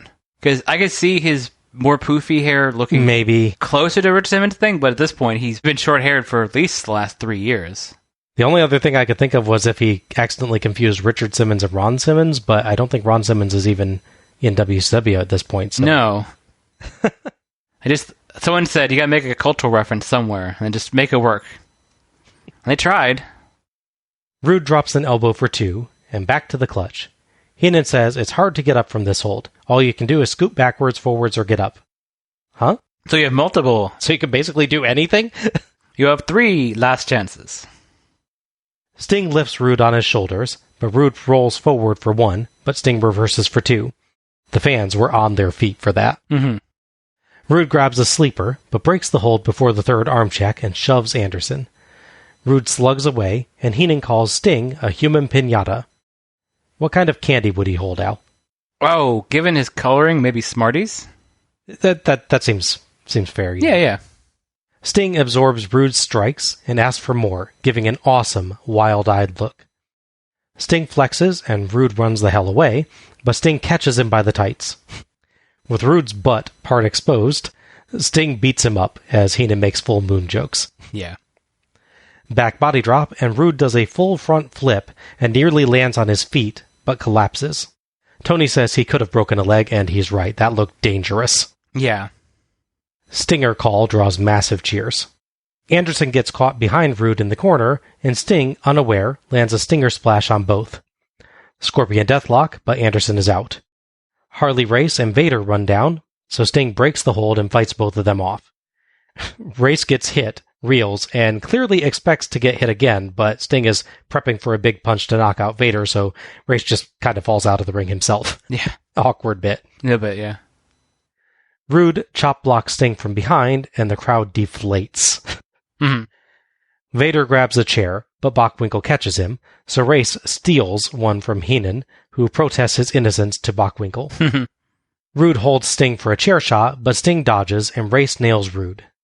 Race flees as Sting kicks him out, and Sting pins Rude for the 3 count and the win. The crowd erupts with cheers as Sting claims the big gold belt. Heenan decries the injustice and goes to grab his chair. Sting's shoulder is bloody, and Tony points out that Rude is bleeding from the chair shot. Yes, he is. We get a replay of the chair shot and pin. Thoughts of this one? I thought it was a quite solid match. I will say, going back to my point earlier about there being a pacing problem, that headlock spot seemed like it went up for a while. Or is that just me? No, I agree. I feel like they spend a lot of time in both the front face lock by Sting and the camel clutch by Rude. Yeah. They kind of sit on those for a while, and it's not like they're not doing anything, but it starts to be noticeable. Yeah. I didn't have as much problem with the camel clutch, because again, like I said, there was interruptions and movement around with it. But yeah, the headlock, it's weird. It's like Sting's this big high energy guy, and he just locks in a front face lock and just sort of went to hang out there for a while and just not do anything. It feels like it's a real heel move where you lock a guy like that and won't let him go.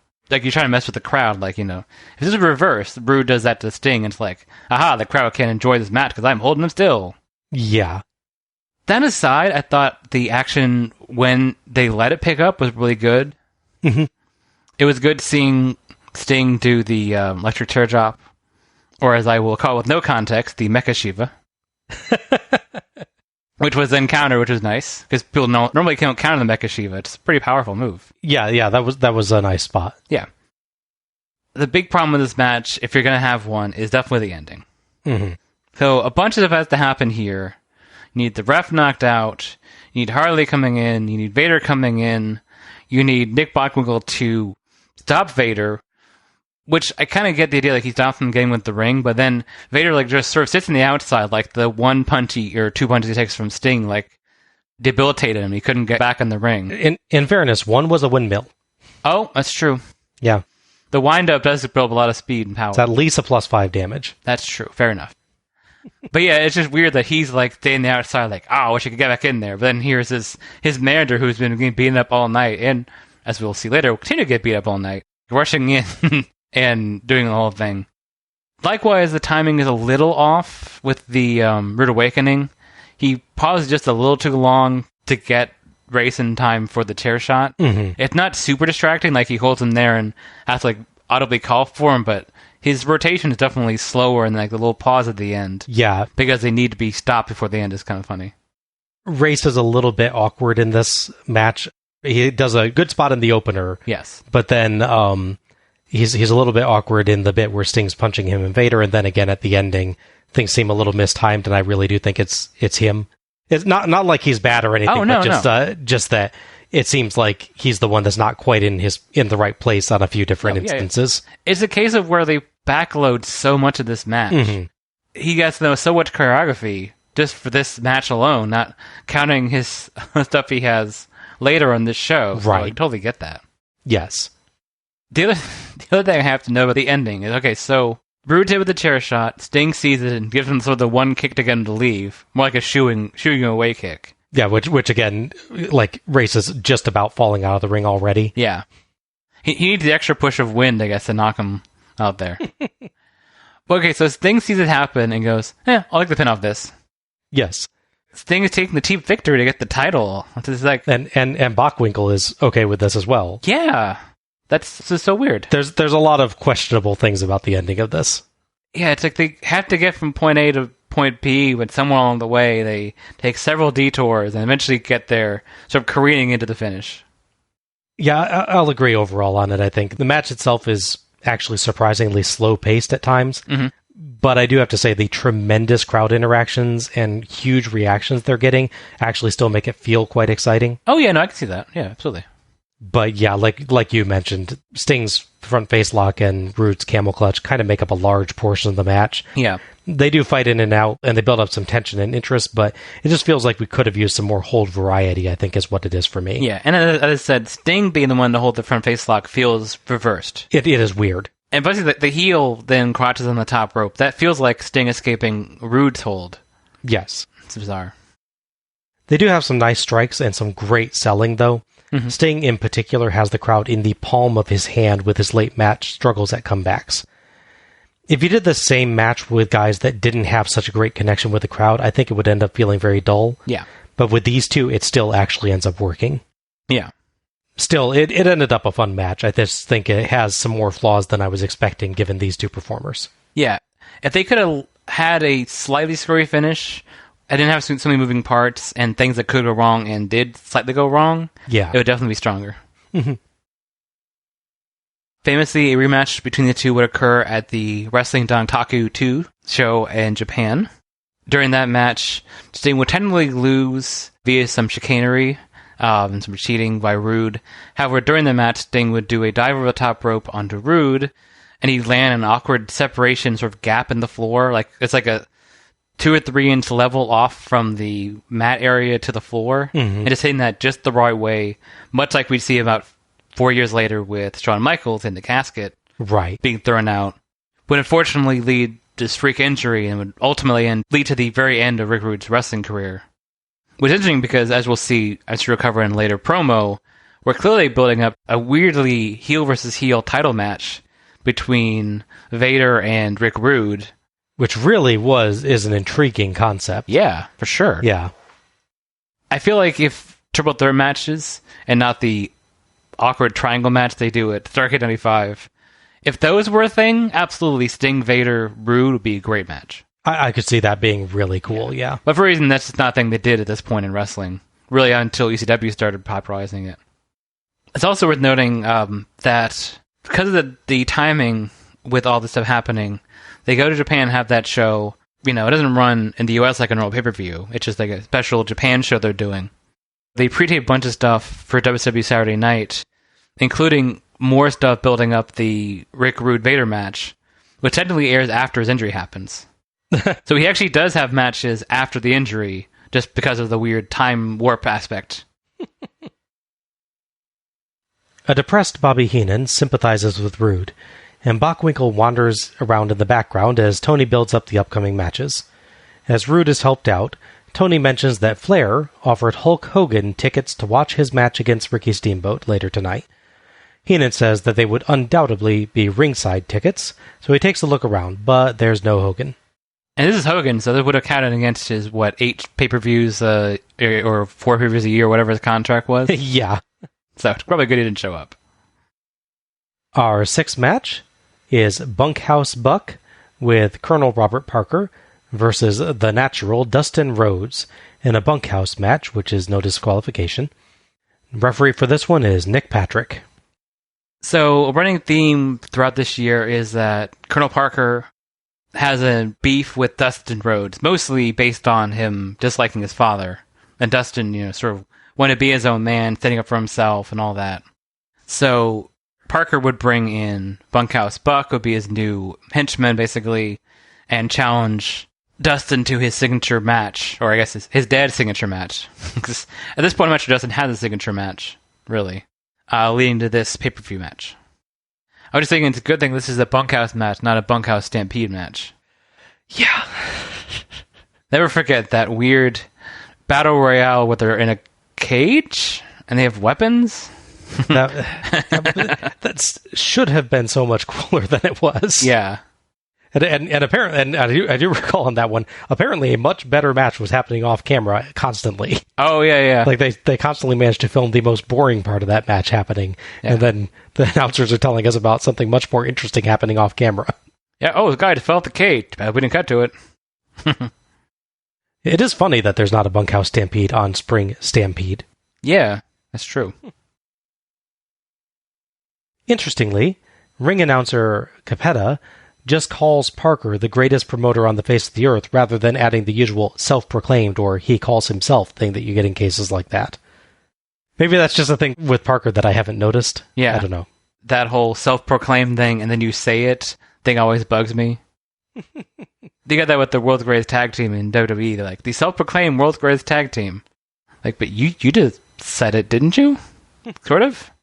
Gene did that earlier in the promo segment as well, actually. Oh, yeah. He just says he's the greatest promoter on the face of the earth. I was like, oh, nice compliment. Thanks, Gene. Bunkhouse Buck's duster coat does look cool, I will give him that. It does. Tony tells us this is actually Buck's first pay-per-view. He removes the coat, but keeps a button-down shirt on this time so he doesn't look like he's wrestling in cowboy pajamas. That's good. Well, they call him the Natural. Rhodes runs down to the ring. He's holding a chunk of lumber and dives at high velocity over the top rope to clothesline Buck to the mat. Now that is an entrance. Yes. Rhodes batters Buck, and a diving clothesline and big punch send him to the apron, where Rhodes suplexes him back in for 2. Buck soon spills out of the ring again, as Heenan questions Texans beating the crap out of those who offend them, and says it's much better to demand cash. I do agree, but this is a wrestling show, not a legal drama. Yes, that's true. They fight outside, and Rhodes knocks Buck down. Buck makes this kind of weird, yeah noise. Not sure what that was. It's like a weird ZZ Top noise, yeah. Back in, Rhodes continues dominating, and Buck swings wild punches at nothing after an eye poke, but Buck ducks a crossbody, and Rhodes flies over him, bounces off the mat, and flies out of the ring to land by Parker. Holy crap, Dustin. Parker chokes him with a kerchief, and Buck retrieves the lumber and breaks it over Rhodes, then calls the crowd geeks and, pretty sure, silly b****s. Yeah. I'm pretty sure he says that. It does sound like, doesn't it? Yeah. He takes off the button-down shirt, so now he just looks like he's wearing pajamas. Weird bit, as he seems to plan a dive, but just kind of walks down to punch Rhodes. On the ramp, a Buck clothesline sends Rhodes end over end, and he chokes Rhodes with his suspenders. Rhodes is bleeding badly, and, while blinded, nearly slugs Patrick. Buck strikes him in the bleeding forehead, then works the leg with the aid of the apron and ring post, but Rhodes kicks him away, gets powder from his pocket, and flings it in Buck's face. Heenan actually jokes that it might be a note from Dusty. Oh, yeah. When he first pulls it out. Buck takes off his belt to whip Rhodes. I'm getting somewhat worried about this disrobing. Hopefully he never thinks of how he could use his pants as a weapon. Yeah. You want the match like this to go 20-30 minutes because, yeah. braided things, yeah. When Rhodes fights back, Buck punts him hard in the crotch. Buck beats Rhodes up in the corner, but Rhodes dodges a charging kick, and Buck jams his knee on the ropes, so Rhodes puts him on the ropes for a charging punt. Tony proposes that Rhodes should try out for the Dallas Cowboys. Heenan says Buck might be the football. Bionic elbow. Rhodes takes off his own studded belt and beats the crap out of Buck with it, then takes off his boot and hits a deadly second rope boot strike.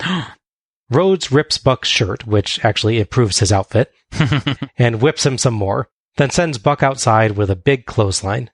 Buck is now bleeding too. Buck takes something from his pocket to punch Rhodes, but Rhodes ducks and continues the beating. Bulldog, but Parker climbs up, so Rhodes breaks his pin to suplex Parker in and starts whipping him, but Buck rolls Rhodes up for 2. Rhodes wins a slugfest for 1.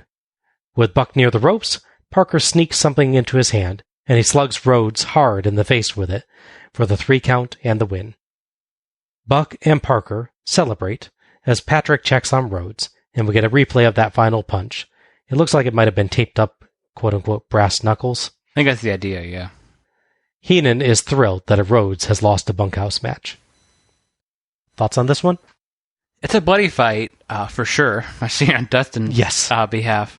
My issue with the match in general is that it's not quite the same pacing issue. There's less holes and everything, but they definitely spend a lot of time with Dustin getting beaten up. Mm-hmm. Which isn't necessarily bad.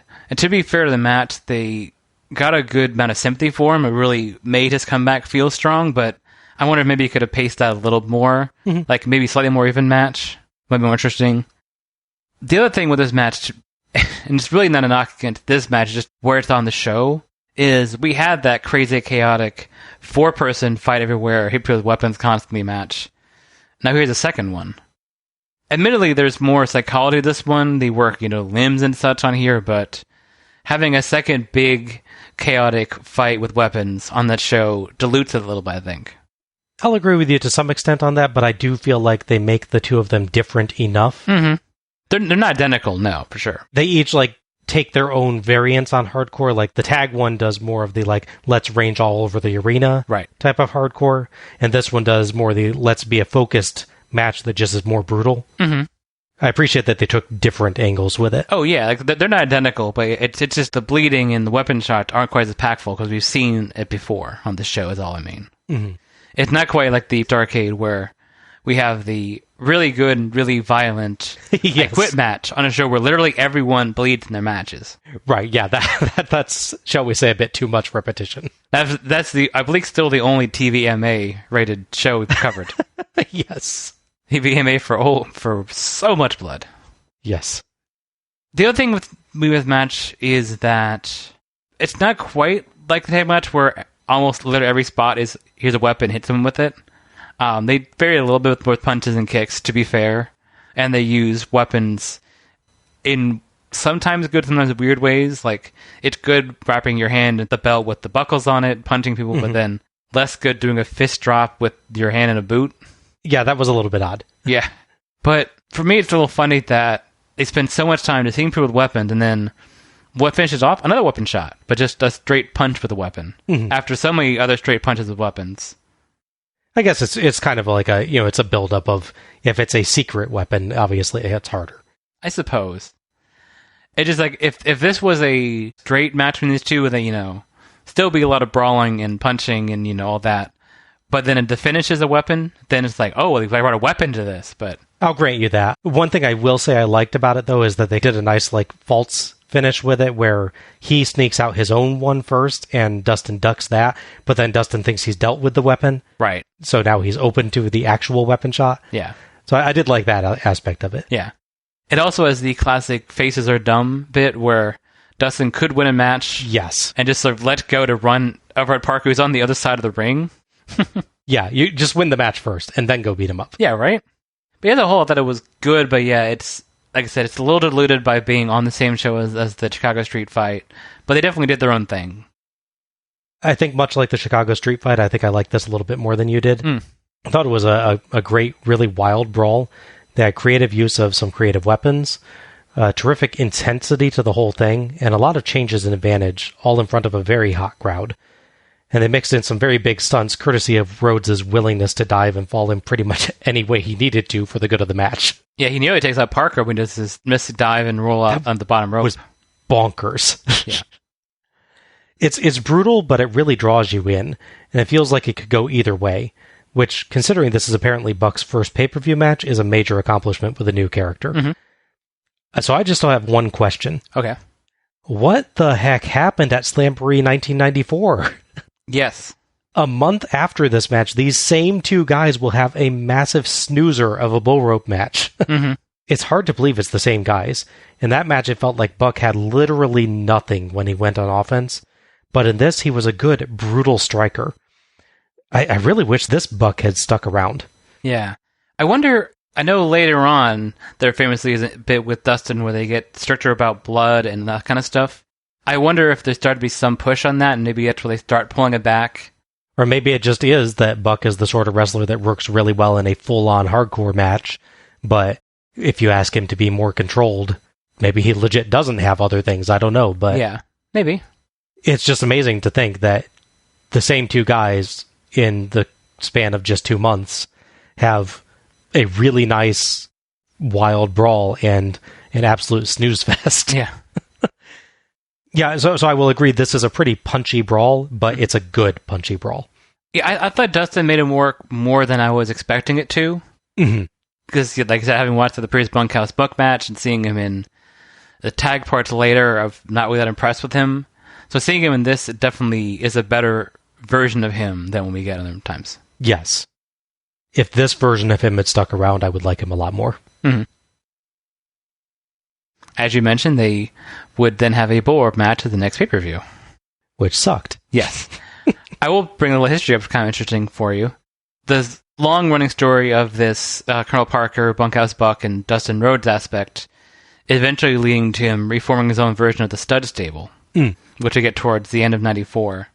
That stable actually goes back a long ways. The original version was back in 1982, back in Southern Championship Wrestling, when it was actually Robert Parker's brother that formed it. Oh, okay. He was described as the original Tennessee stud, Ron Fuller. That's how he's listed on Wikipedia. Oh, okay. His version back then had Jimmy Golden, a.k.a. Bunkhouse Buck, in it. Oh. As well as Arn Anderson, who we would see involved in that storyline later. Okay, that's interesting. They would do as well in CWA, the Continental Wrestling Association, between 86 and 89, where again be those two, as well as Dutch Mantel, Tom Pritchard, and Cactus Jack, apparently. Huh. And finally, leading up to this, you get a version in 1991 in Smoky Mountain, where again, Rob Parker would come over there, he'd fight with the teams such as Rock and Roll Express and Heavenly Bodies, and it would again be him and Jimmy Golden and Dutch Mantel.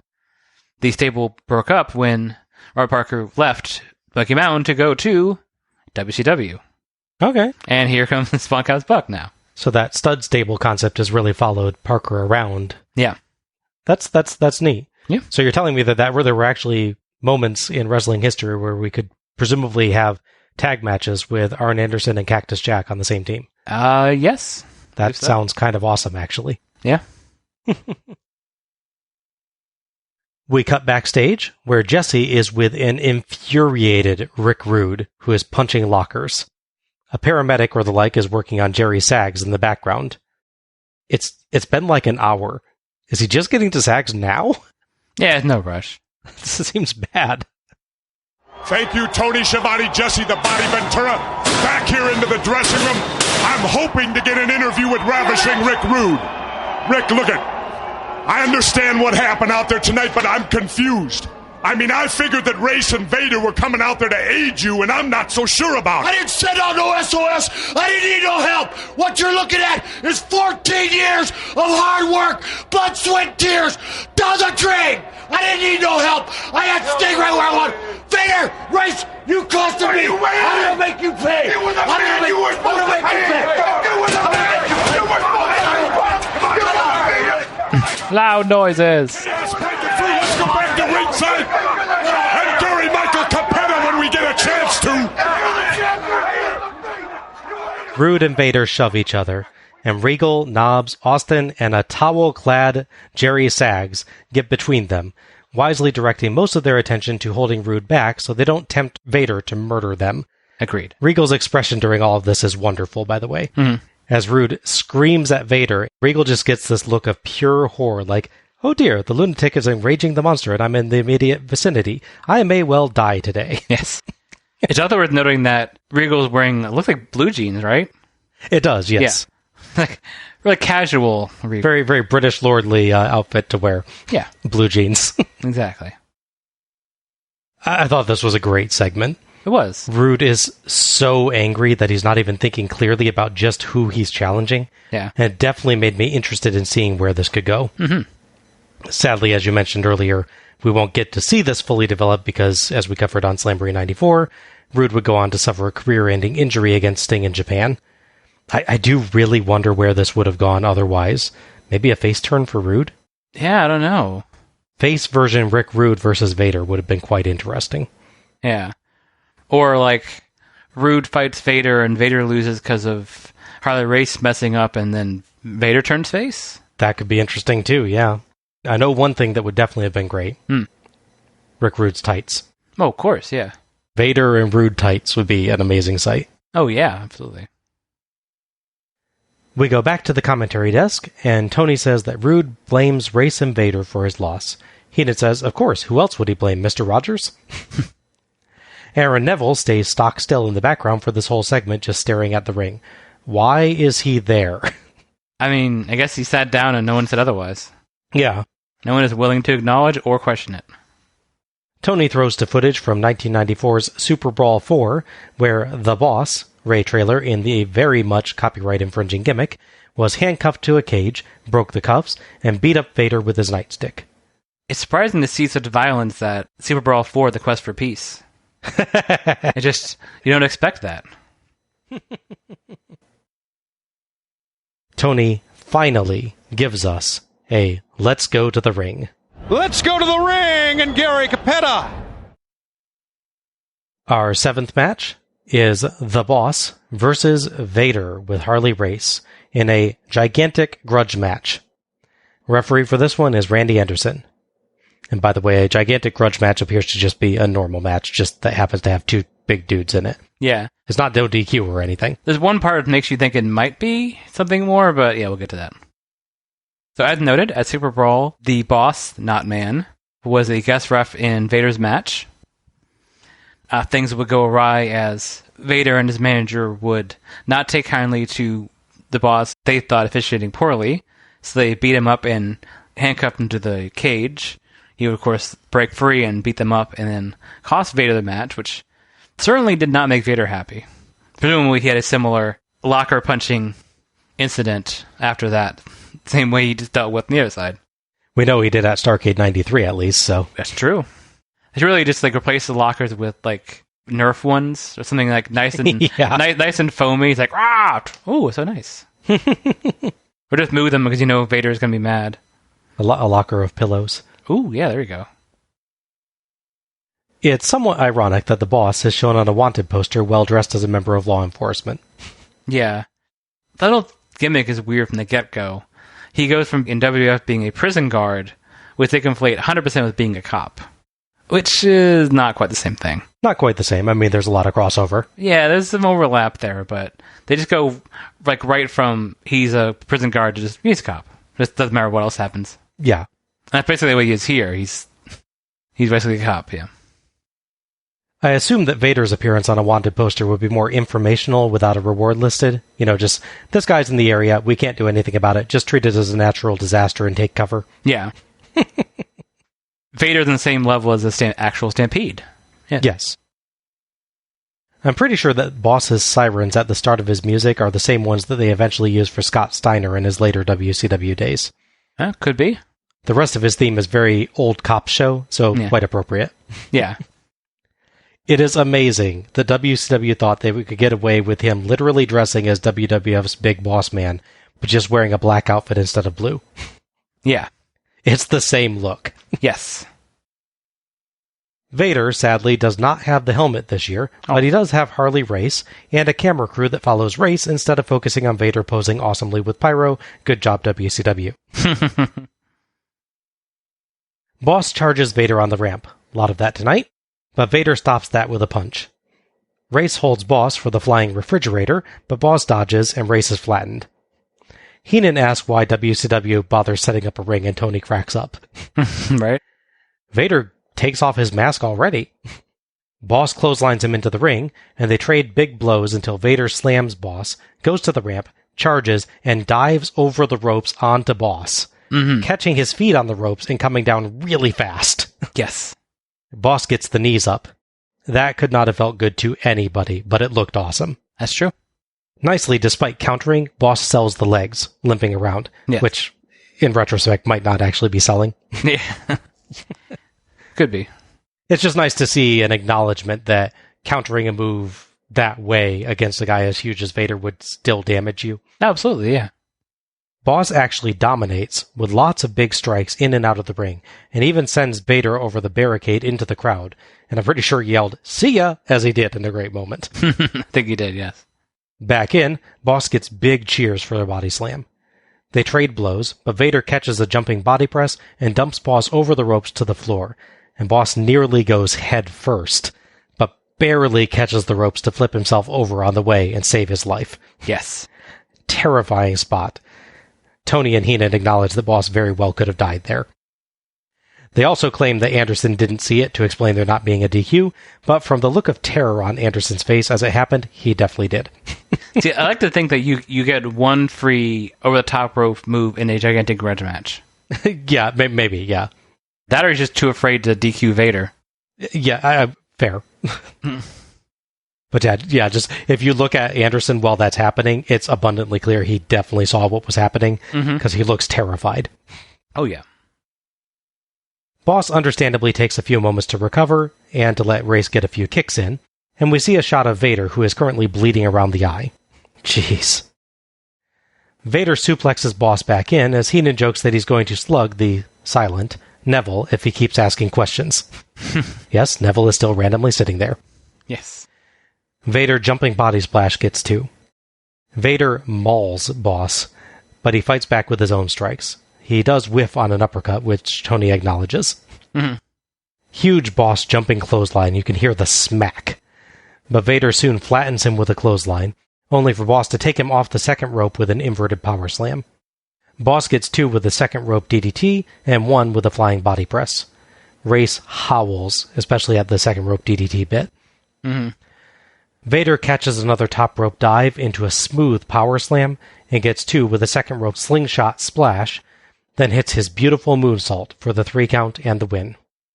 Interestingly, despite the crowd clearly favoring Boss throughout the match, the moonsault gets huge cheers before they go back to booing Vader's win. No, of course, yeah. And how can you not cheer that? Yeah, it's just so amazing that even though they're against him, they still give him acknowledgement there. I like that. Exactly, yeah. Race takes Boss's nightstick and cuffs and tries to cuff Boss to the ropes, as Heenan accidentally calls him Boss Man. But Boss stops him, slugs him, takes the nightstick, and clubs Vader with it before beating the crap out of Race with the nightstick. Commissioner Bockwinkel gets into the ring and backs Boss off, encouraging him to get out of the ring as Vader recovers, and Anderson gently encourages him back.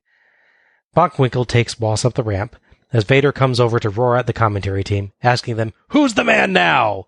Tony and Heenan confirm that Vader is the man. Absolutely. We get replays of Vader's final splash and moonsault. Thoughts on this?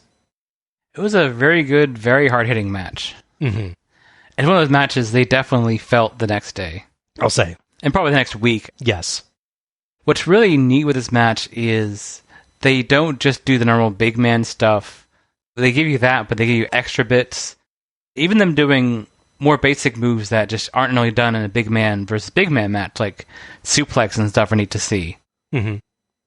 Likewise, Vader and Boss, they also do. Vader and the Boss do a good job of making all the stuff work pretty well. Mm-hmm. Boss has a bit of trouble with the body slam at first, and Vader politely assists him in letting him slam him. Yeah. It's not like kayfabe burning, but you can definitely tell that there's some assistance there. Because, to be fair, Vader's, life is in the line when he's being held upside down like that, so I would absolutely help them and do that to me too. Yes. The crowd popped big for that slam. Yeah. If anything, you could argue that maybe they're a bit too adventurous and too ambitious, maybe. Because there's a couple spots they do. I think they execute generally well, but really the DDT spot looks kind of odd. Because Boss, actually doing the DDT even does the quick sort of drop backwards off the ropes, but then it looks more like an actual suplex. Yeah, I can see that. It still looks like an impactful move. It's just, it looks like one guy was doing one move, one guy was taking a different move. Mm-hmm. But credit's due, just trying to move like that and executing close as they did is still worthy of merit. Yes, absolutely. Likewise, even if you're going to critique, whether Vader always hits his moonsault 100% center mass and, perfectly, the fact that he does such a beautiful looking moonsault at his size is impressive to see. Yes, absolutely. I'm much of the same mind. This is two big, scary dudes pounding the ever-loving crap out of each other, but it's intermixed with some neat counter spots that give it a bit more complexity than we sometimes get from that sort of match. Mm-hmm. Vader is big and awesome as usual, but Boss gave as good as he got, and both got some of the hard hits and big slams that you want from this sort of match. It was really cool to see somebody get to go toe-to-toe with Vader like that. In fact, it's almost a little bit too much in favor of Boss at the start. But once Vader starts getting offense, the match gets more even quite quickly, so I can forgive it. I guess they just felt the need to get Boss on even footing with Vader first. I can see that. But yeah, very entertaining match from two very hard-working big guys. I enjoyed this quite a bit. Yeah, I think that pacing, I've seen in other Vader matches, even with him and Sting. Sting will come in really strong and sort of throw him off his game. Mm-hmm. Then all you need is one good strike and one good counter, and then you can take over again. Yeah. I just think maybe they could have recognized, okay, Boss is just about equivalently big as Vader, so we probably actually don't need the heavy offense intro from him necessarily. Yeah. Like I said, once they get Vader doing offense, it feels perfectly nice and even, so it gets there very quickly. No, I'm with you on that. I can see that point, yeah. The other thing I really, really liked about this is both of them were really good about selling for each other. Yes. They're both big guys that look tough, but are actually really generous. Yeah. Not too generous, not where it devalues them, but both of them really do a nice job in this and in other matches of being big dudes that are not afraid to show that they got hurt. Yeah. When you get a wrestler like that, that's special. Oh, for sure, yeah. After a short delay involving, the whole WWE International title at the next show, the feud would resume in time for the Bash at the Beach pay-per-view, where they would have another match. Back to Mean Gene, and he shills the hotline where you can talk to Sting. He says it like it's just because Sting won the title, but they'd already been planning to have Sting on the hotline before. It's almost like wrestling is scripted or something. I was going to say, is this a different Sting? 1-900-909-9900. He gets cheap cheers by calling Chicago a major league city and throws to the main event. Let's get back to the ring. Come on. How much do you taunt us in the past? We get the wanted poster with Flair and Steamboat, but Tony suddenly says there's something going on in the back. We cut to Gene for a moment, and he looks rather confused, clearly wondering why he's being cute again, before they properly cut backstage, where we see Jesse with the boss and Commissioner Bockwinkel, i.e. the actual boss. Yes. They fail to turn on Jesse's microphone for a bit, but they get there. I guess it does help make this look unplanned, if I'm being generous. Let's go with that. All right, everybody, I'm back here in the presence of the boss man and with the WCW Commissioner Nick Bockwinkel. We've had some tough matches tonight where the contestants stipulated to the rules before they got into the ring.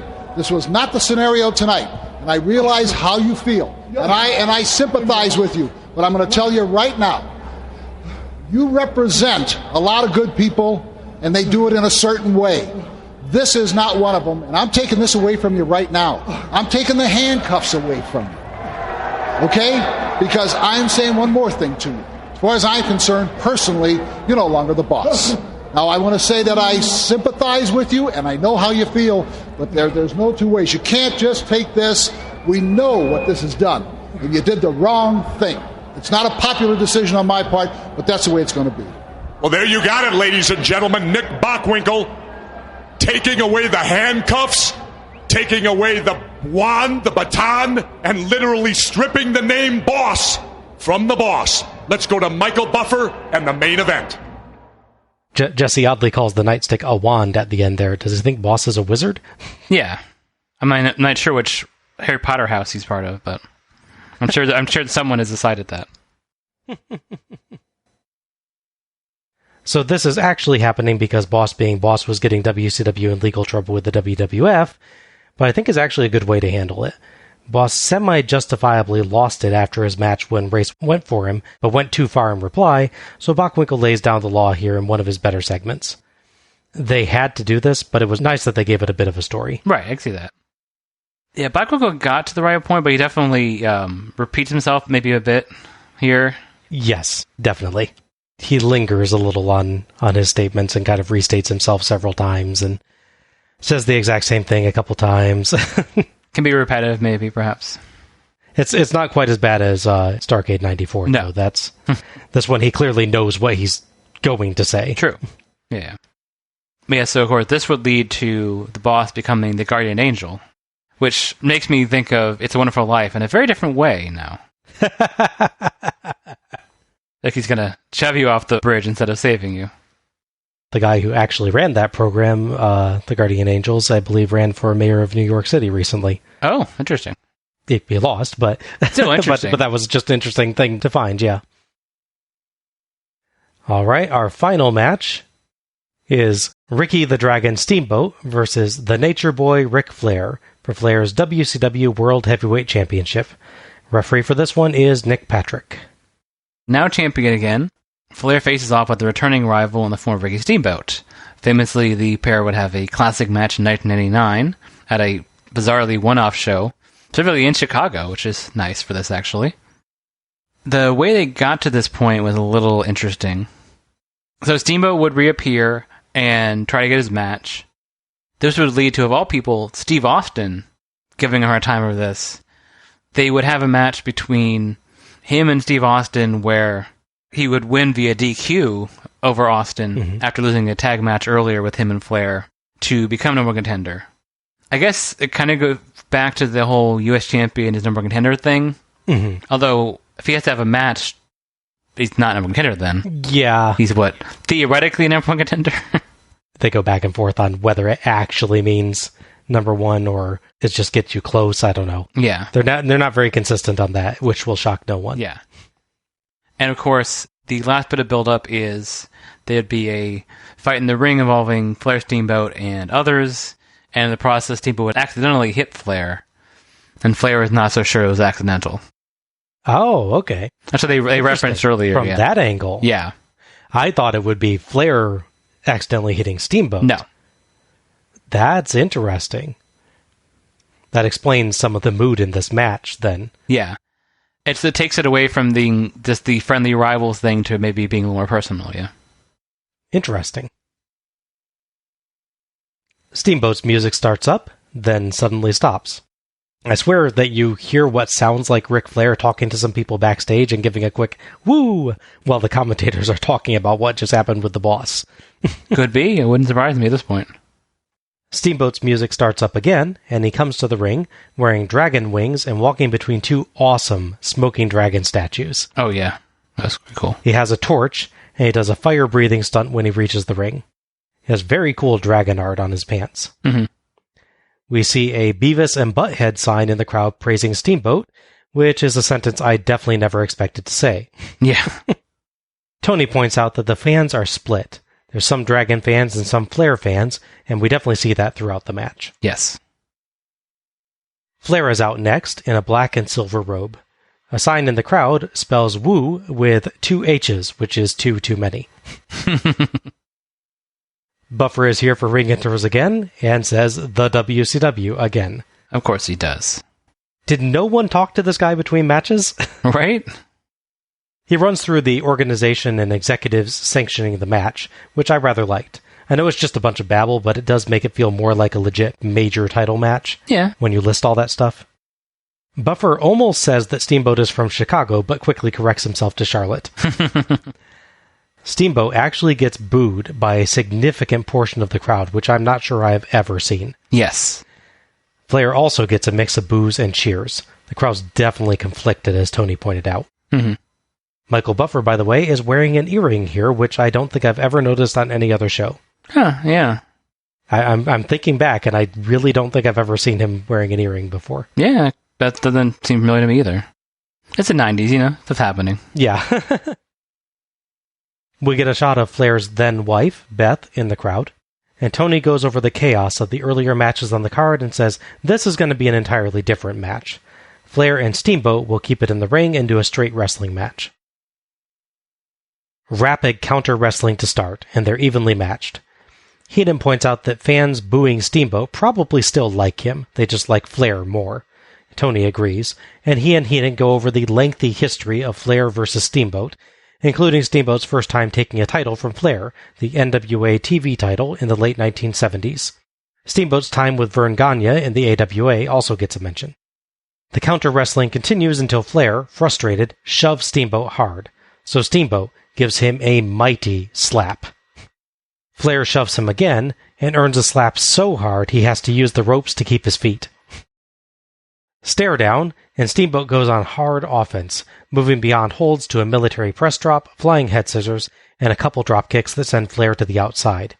Steamboat goes out, but just throws Flair back in, holding true to Tony's prediction, and hits a top rope flying chop for 2. Flair goes back out to recover, and Steamboat calmly waits. Nicely, Flair goes to the ramp to get in, to make it easy to do so without lowering his guard. Yeah. Nice little touch there. I can see that, absolutely, yeah. Flair starts using the hair to take Steamboat down, and an angry Steamboat knocks him flat. Flair shove, Steamboat slap, and Patrick separates them, yelling, wait a minute, whoa, whoa! He warns both of them, especially Flair. Patrick having to reassert control nicely shows how emotional the match is getting. Back to wrestling, and Steamboat works a side headlock. Flair tries to shove him to the ropes, but Steamboat kicks off the corner turnbuckle, flips over Flair, and takes him down to keep the hold on. Heenan does note that technically Steamboat was illegally using the ropes there. Awesome spot, though. Oh, yeah. Steamboat really grinds on the headlock and earns several 2 counts. Flair keeps getting caught by shoulder blocks on escape attempts.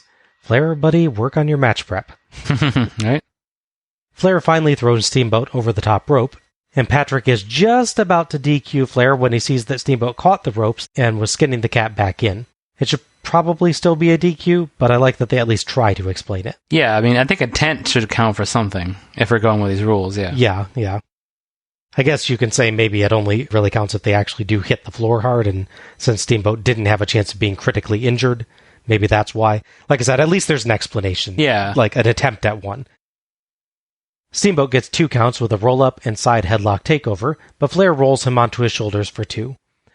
Flair finally escapes the side headlock with a knee strike to the gut, but Steamboat quickly shifts to a front face lock, keeping Flair away from the ropes. Flair escapes with multiple shoulder blocks in the corner and dodges a Steamboat dropkick, then repeatedly uses his own body to hide closed fist punches from Patrick.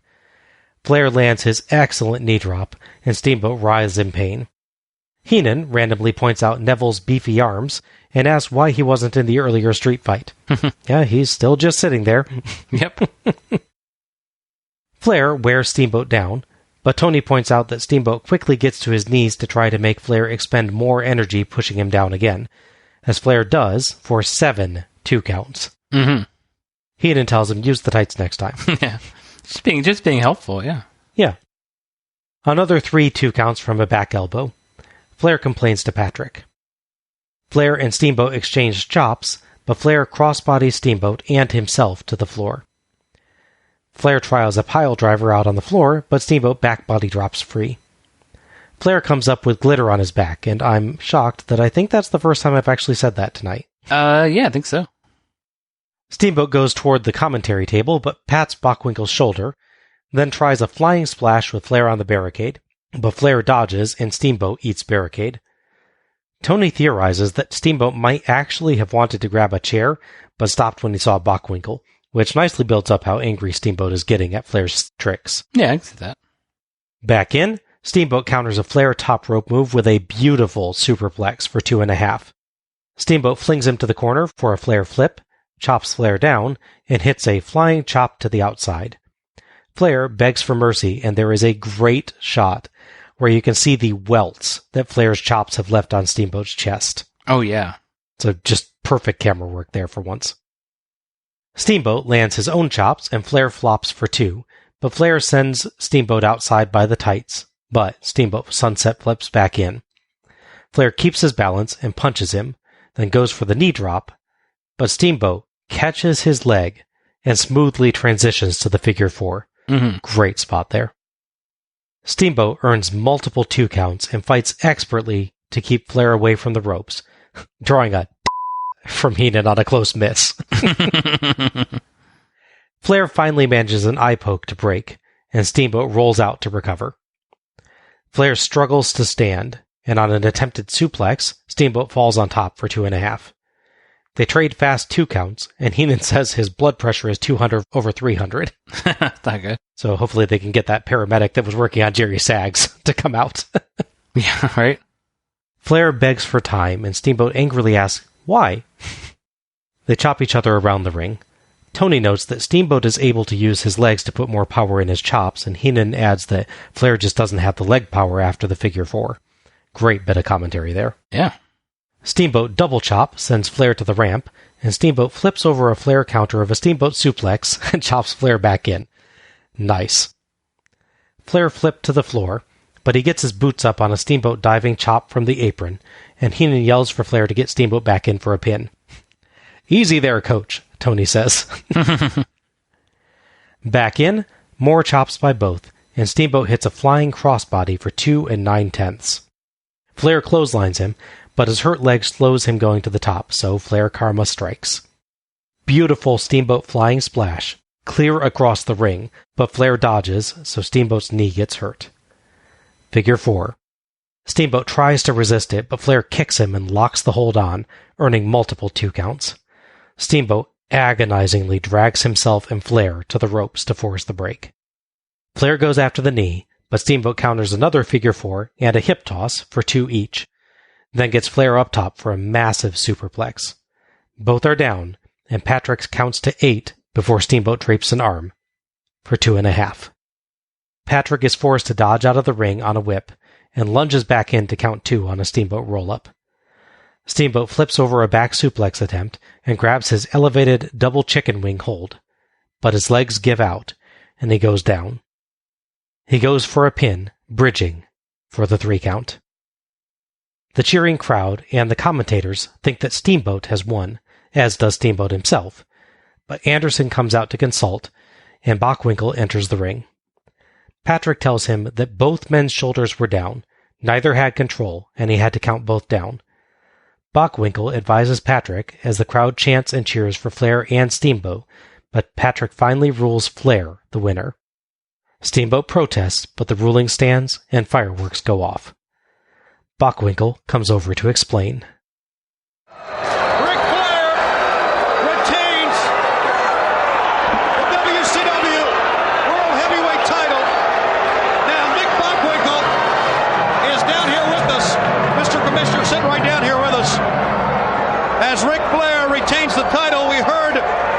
metrics say that both men had their shoulders down.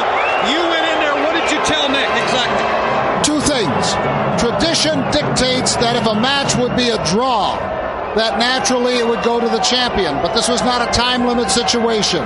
The other situation is this. Flair was the champion, and it was the job of Steamboat to take and be 1/16th or 1/32nd of an inch ahead of him. He was not. He did not prove it. So he, at this moment, until I can take this to the board, the championship will be retained by Flair. So you're A great decision. So you've got to talk to the board yet, right? Well, I mean, this is the decision I've made tonight. The match is over, and so be it for this moment. But so right now, Flair is the champion, and I'll take this to the board. All right, he will take it to the board, so the controversy continues. Hopefully we'll have some results of your talk with the board. A fantastic effort by two great athletes. On WCW Saturday Night, fans, make sure you join us next Saturday night. He'll be talking to the board. And what a while. Yes, go ahead. And I think, Nick, you did the only fair thing and just thing. How about that? Well, it's unusual to get compliments from Sir Robert. All right, so Ric Flair is still the World Heavyweight Champion. Commissioner Nick Bockwinkel will talk to the board this week, and we will have the results of that discussion this coming Saturday on WCW Saturday Night. Again, kind of slightly clumsy by Bockwinkel there. He doesn't fully seem to have it planned out what he's going to say. Yeah. But still not as bad as Starrcade 94, at least. No, that's true. Basically, it just boils down to it was Steamboat's job to get a clear victory. He didn't, so Flair retains. Yeah, it's just kind of funny because you keep going back to, well, this is my decision, but go to the board. Yeah, that is true, yeah. Thoughts on the match? It's a really good match. I mean, it's Flair and Steamboat, obviously. Right, yeah. It's like we talked before, certain pairings like Flair and Sting, for instance, something bad has to happen for a match between the two to go poorly. Right. Thankfully, in this case, we didn't have any of that. If anything, we got little extra bits. For example, we don't have fully super heel Flair. He's slightly more face, but obviously as he gets angrier, he gets a little more antagonistic, but he's still mostly a good guy here. And they give him the angle of obviously being annoy Steamboat for the accidental contact. So it's different than previous ones where it'd always be full on, wheeling, dealing, right, limousine riding, jet flying Ric Flair against Super Babyface wants to spend time with his family in, Hawaii. Steamboat. Right. It feels a little bit like the Sting versus Flair at Starrcade 89. Oh, yeah. Though this one goes harsher, faster than that one. True. But it's a similar concept where it's like Flair's not quite a full bad guy. Yeah. He's kind of probably a good guy, but he's still Ric Flair, so you kind of doubt him. Exactly. That's the default Randy Orton face move, basically, yeah. Yeah. There's a nice dynamic here as well as Steamboat gets annoyed with Flair's antics. Mm-hmm. It's nice to see him sort of being able to turn with the match and go with the crowd and be a little more heelish. Yes. Even if he's never going to go full heel, and never would in his career, which is interesting. There's a depth to his character in this one that is really interesting. Yeah, when he's in control, he can sort of deal with Flair shenanigans, but when he's not in control, they get more annoying because obviously they're keeping him from getting what he wants, which is the world title. Mm-hmm. Yeah, it's a rare match where Tony Schiavone can say, I think Steamboat might have been going for a chair, and I actually buy it. Yeah, it's not Heenan saying that, yeah. Yeah, he was selling the anger so much that I was like, you might be right. Yeah. Admittedly, if you did all of that, it wouldn't really seem like it wouldn't affect the match that much, given how Bockwinkel let the whole shenanigans with the international title go on without any interruption. Fair, yes. And by the way, no board call for that one? Nope. Okay. Maybe the international board gave him full control. Oh, okay. WCW International being a different company. Yeah. Allegedly. WCW International being a placard on a door that just leads to another one of his offices. Yes. Nick Bockwinkel is WCW International. We broke the code. I think we did. It's a name nobody cares at this point, but we did it. Hooray. Yes. But yeah, they work a really good match. I remember saying at the time I thought they were going slow but steady early on. But again, they even said then, they never stopped with the character aspects. They never stopped with the action. They would just slow down on holds. Mm-hmm. But as you said with Steamboat as well, over the course of the show covering him, he always keeps holds interesting, whether he's in them or he's applying them. Yes. He'll change the grip a little bit, or he'll let them sort of struggle a bit, or fight his way out of it. So this match was never boring. I was worried about it because knowing the length of it, and even it being Flair and Steamboat, I was like, can they really fill all this time out with meaningful action? And I thought they did a pretty good job with that, all things considered, yeah. The slowest bit in it is when they're working that side headlock by Steamboat. Yeah. And even that, like you said, he keeps it interesting. He moves around. He grinds on it really heavily and makes clear his distaste for Ric Flair in that moment. He does a good job of taking, honestly, a fairly basic hold, but doing a lot with it. Exactly. And this is on the same show where we had the Sting Rude match where they had that somewhat internally long front face lock. So you have a good contrast for how you can make these moves more interesting and holds more interesting. Yeah. While still giving an actual rest period and a prep period. Yep. Yeah, don't really too many complaints. It'd be nice to have an actual finish, but I think they're trying to sort of build intrigue at a time where they know the company's going to change. I don't know if at this point Hogan's actually signed, but he's definitely going to sign if he hasn't properly signed behind the scenes yet. Mm-hmm. So they're trying to milk one last bit of sort of old school NWA JCP territory drama before it basically gets all cartoony with masked people with batons and, yes, Dungeon of Doom and all that. If you're going to give a swan song to the old WCW before things change, Flair Steamboat is not a bad way to do it. Yeah. There is a reason that this feud is legendary. And while their 89 series is more often spoken of, this is an excellent contest as well that lives up to the legend. Yeah. It does, as we said, have some repetition in the middle with Steamboat working the headlock for quite a bit, but he does so aggressively, and they work around it expertly in a variety of ways, so it retains interest. Mm-hmm. Otherwise, a rapid and complex mat wrestling opening set the stage for an exceptional match with loads of great counters, excellent character work, a complex and interesting crowd dynamic, and an ascending intensity that just built and built through the whole thing.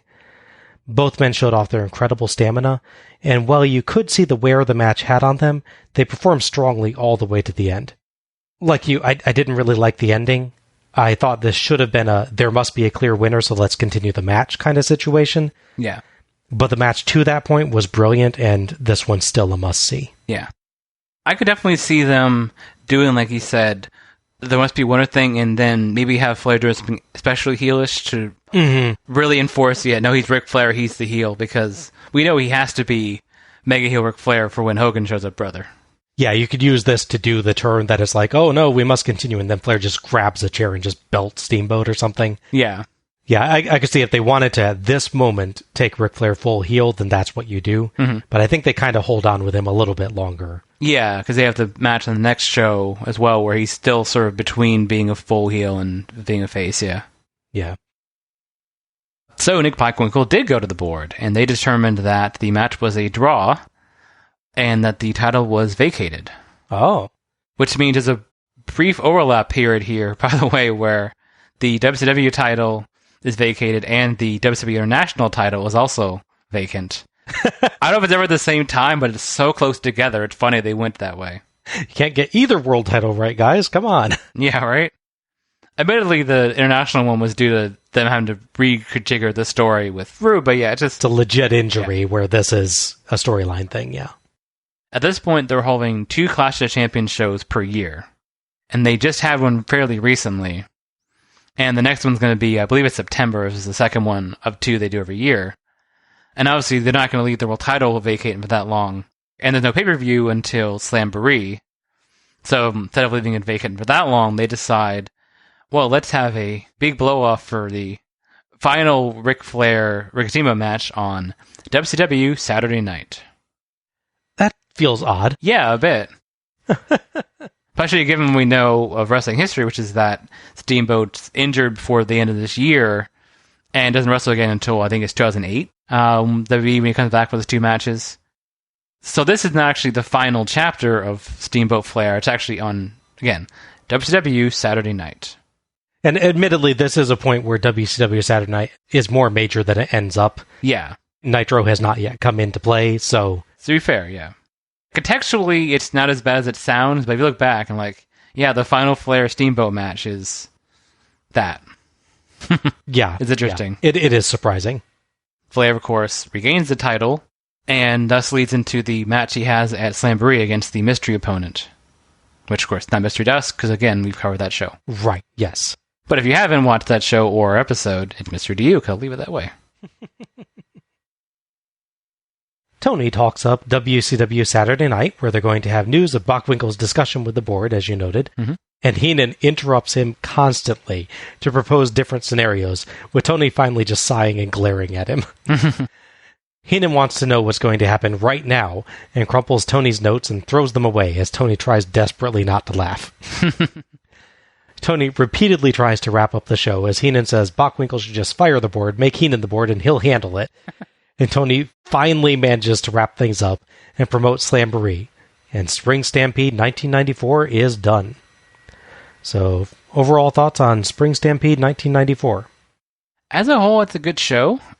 Other than, for me, the Tiger Street fight, there's not really bad matches. Mm-hmm. There's matches that I like less than you for varying reasons and different degrees.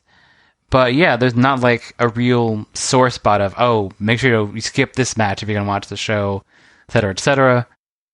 To a certain extent, there's a nice variety here. Mm-hmm. You have sort of the shorter match with the DDP Johnny B. Bad, basically no story, but here's just some action kind of match. Then you have the Strong and Technical match with the Pillman Regal match. You get what would later become the requisite hardcore match with the tag match there. You have, in theory, the big international attraction match, mm-hmm. which again, we vary our opinions on that with Muta and Austin. You have the big title match, which, because it's WCW, you have to involve some sort of shenanigans in, which definitely comes into play later in WCW. Yes. Well, again, I didn't like as much as you did. I thought the Rhodes Bunkhouse Buck match had a lot of merits and was an interesting sort of combination of the more prolonged match like Pillman Regal and the hardcore-ish kind of match mm-hmm. with Street Fight. So, again, there's not a one-to-one thing. There's some variety in the show, which is nice. Boss vs. Vader was a great big man match which had a lot more depth than you might expect in variety of offense. Mm-hmm. And any show with Flair Steamboat, unless somehow you made an all Battle Bowl show that ends in Flair Steamboat. Where Flair's also playing Black Scorpion. Yes, there you go. It's hard not to recommend a show with Flair Steamboat on it. Mm-hmm. So, there we go. Consider, I don't know, this is close to a 3-hour show probably. I can't remember the exact runtime. Assume it is. Even if literally everything else on the show had sucked, mm-hmm. Flair Steamboat would still be 1/6 of the show. Yeah. So, that's true. Even if everything else had sucked, it would still be worth a look just for that. Yeah. But everything else did not suck. Mm-hmm. This was a terrific show. And honestly, I would actually say it's one of the best that I've watched for Let's Go to the Ring. Mm. At 8 matches, every single one I thought was at least good, with some truly great ones mixed in. Terrific character work up and down the card, a whole bunch of excellent and interesting angles with a ton of potential, an expert setup for the upcoming Slamboree. Now, sure, not everything may go to plan coming up, but that is not something to hold against this show. No, sure. What's more, the matches almost all got enough time to breathe and really develop into something interesting. They aren't just action, they really communicate their own story. Yeah. Each one feels unique, each one telling a story different from the others, with its own nature and feel. It's a really impressive accomplishment by WCW here, and it's rewarded by some amazing crowd reactions throughout the night. It's a really hot crowd for most of the show. The only notable mark against the matches is that there's some rather unsatisfying or awkward endings on this show mm-hmm. in some otherwise brilliant matches.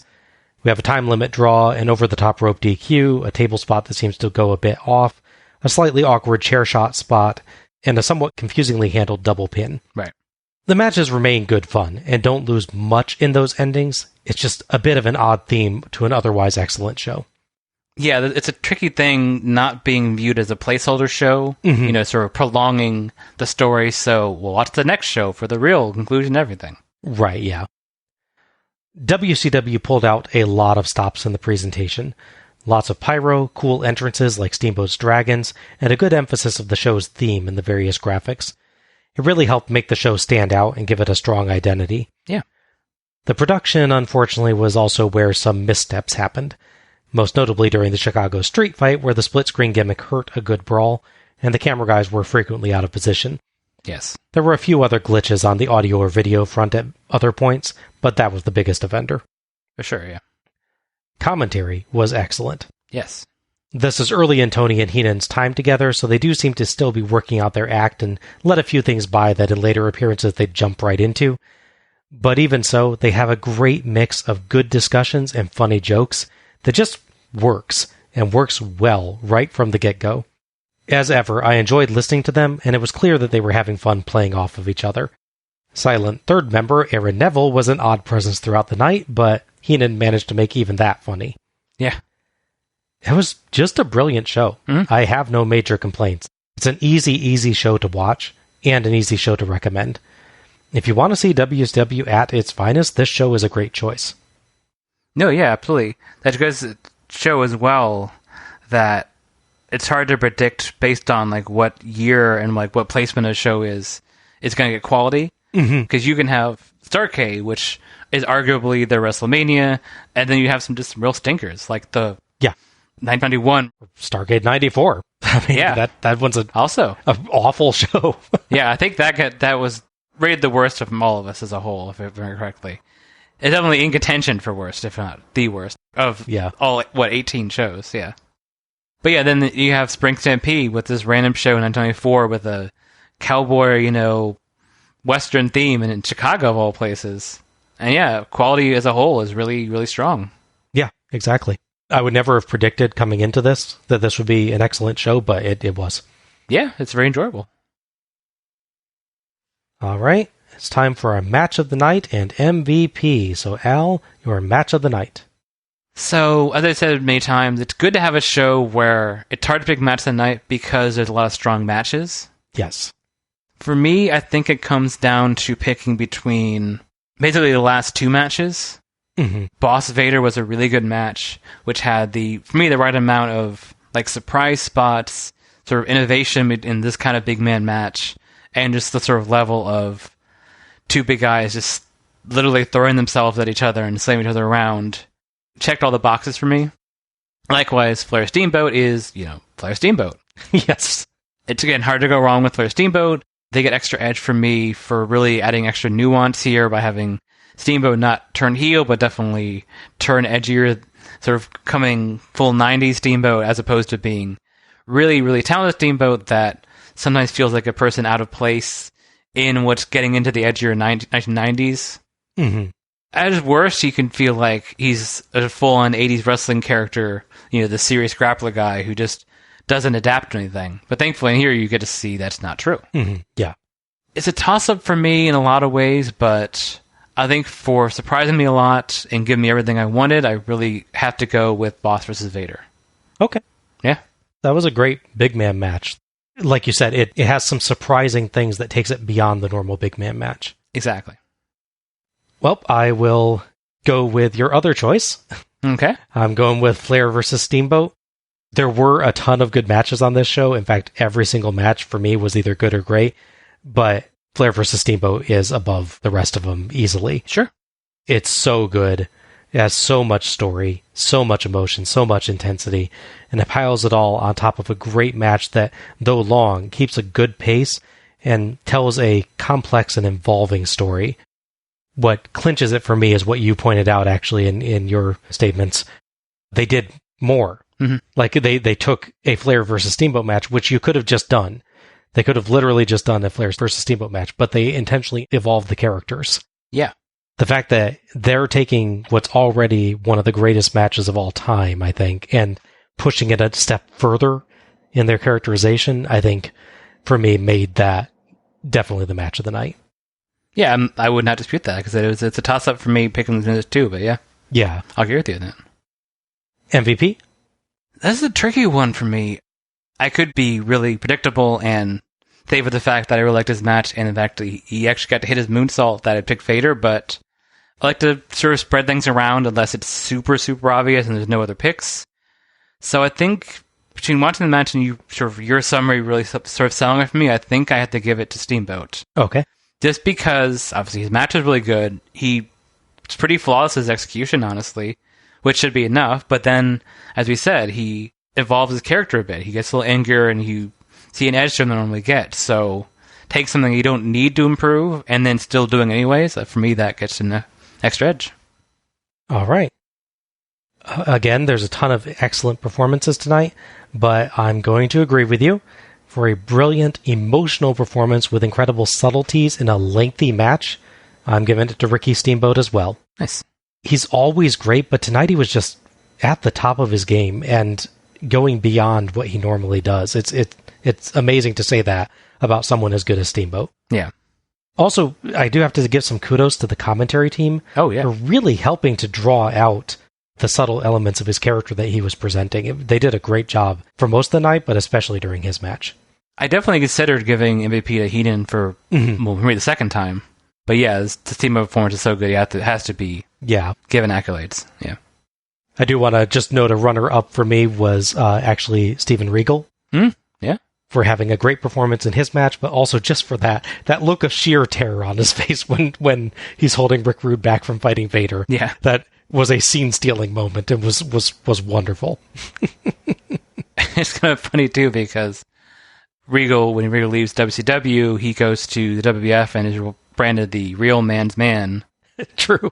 It's funny, you get a hint of that because seeing him in blue jeans outside of wearing his cape. If he's wearing them, are they called blue blood jeans?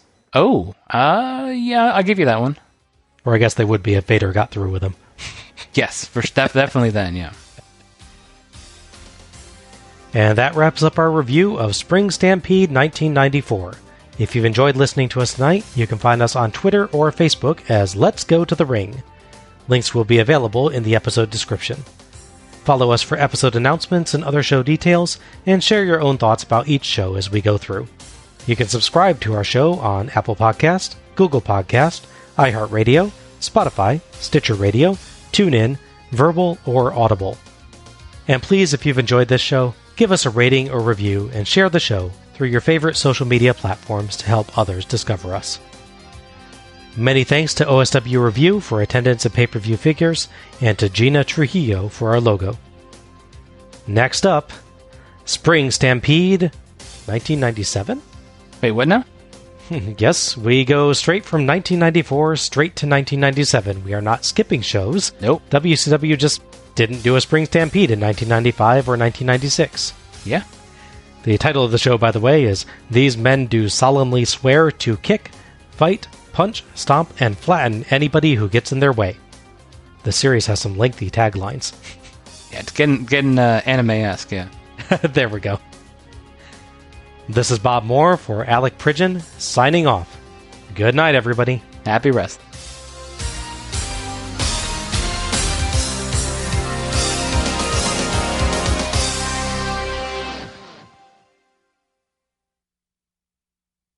Buck beats